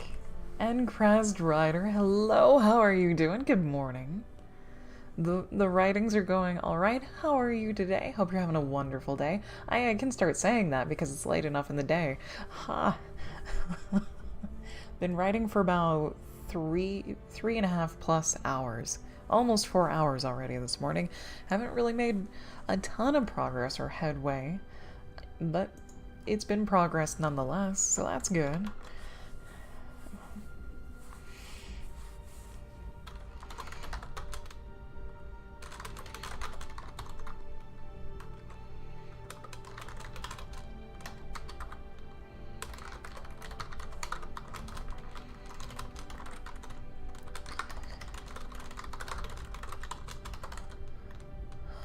Mm.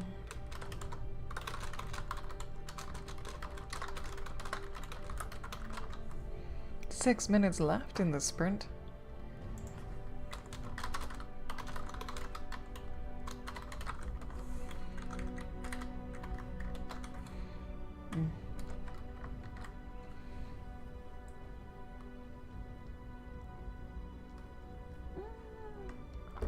Oh, Crest, I hope you're feeling better, or that your fall wasn't too serious. Oh my. Take it easy.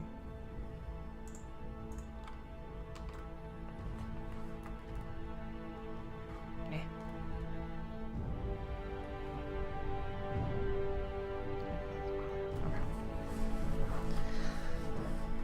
Okay. At about 5 minutes left in the sprint.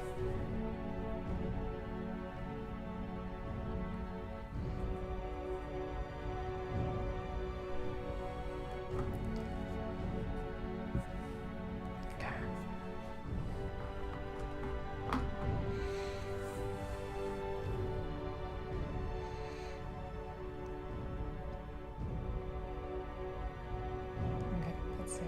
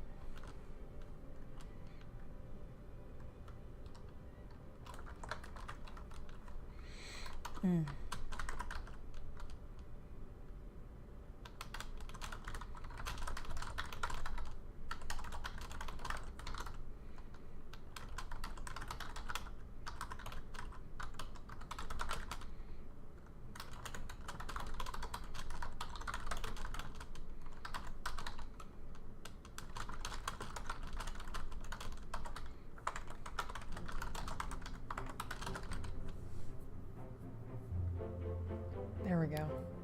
Sorry, the music was really quiet for me, and I was like, "Where is it?" And she's like, "Where'd it go?" I don't know.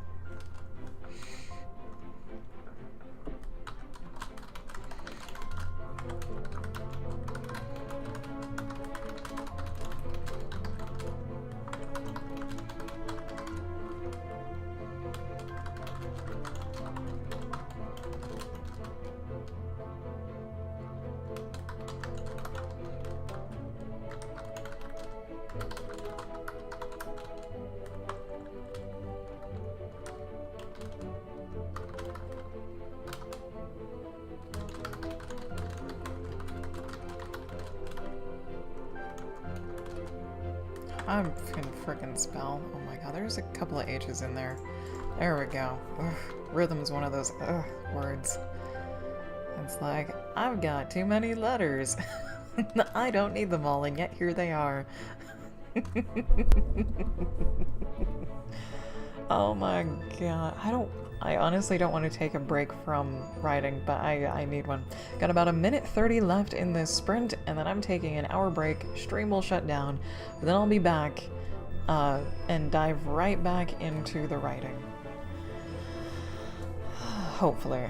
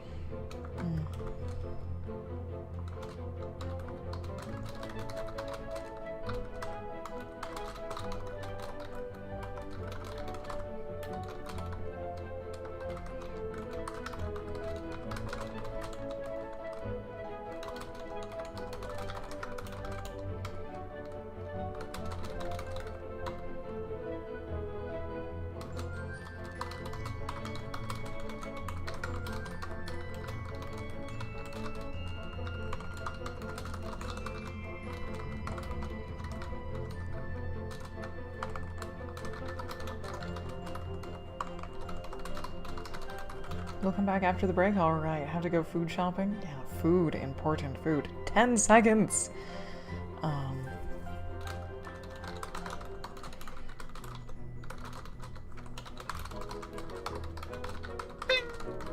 Time's up. Time is up, okay. Yeah, I'm gonna stop right there. I'm gonna grab my word count and drop down menu, add the total 614. Much better.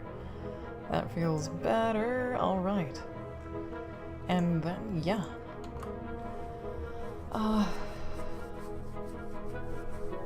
How'd everyone do? How is everyone doing? I hope you guys are doing alright. Making progress. Everybody's making progress. I'm gonna set up the next group sprint, if I can get my times straightened out, for 11:10, but I'll be back 10 minutes before it starts. And it's gonna be another 20-minute break.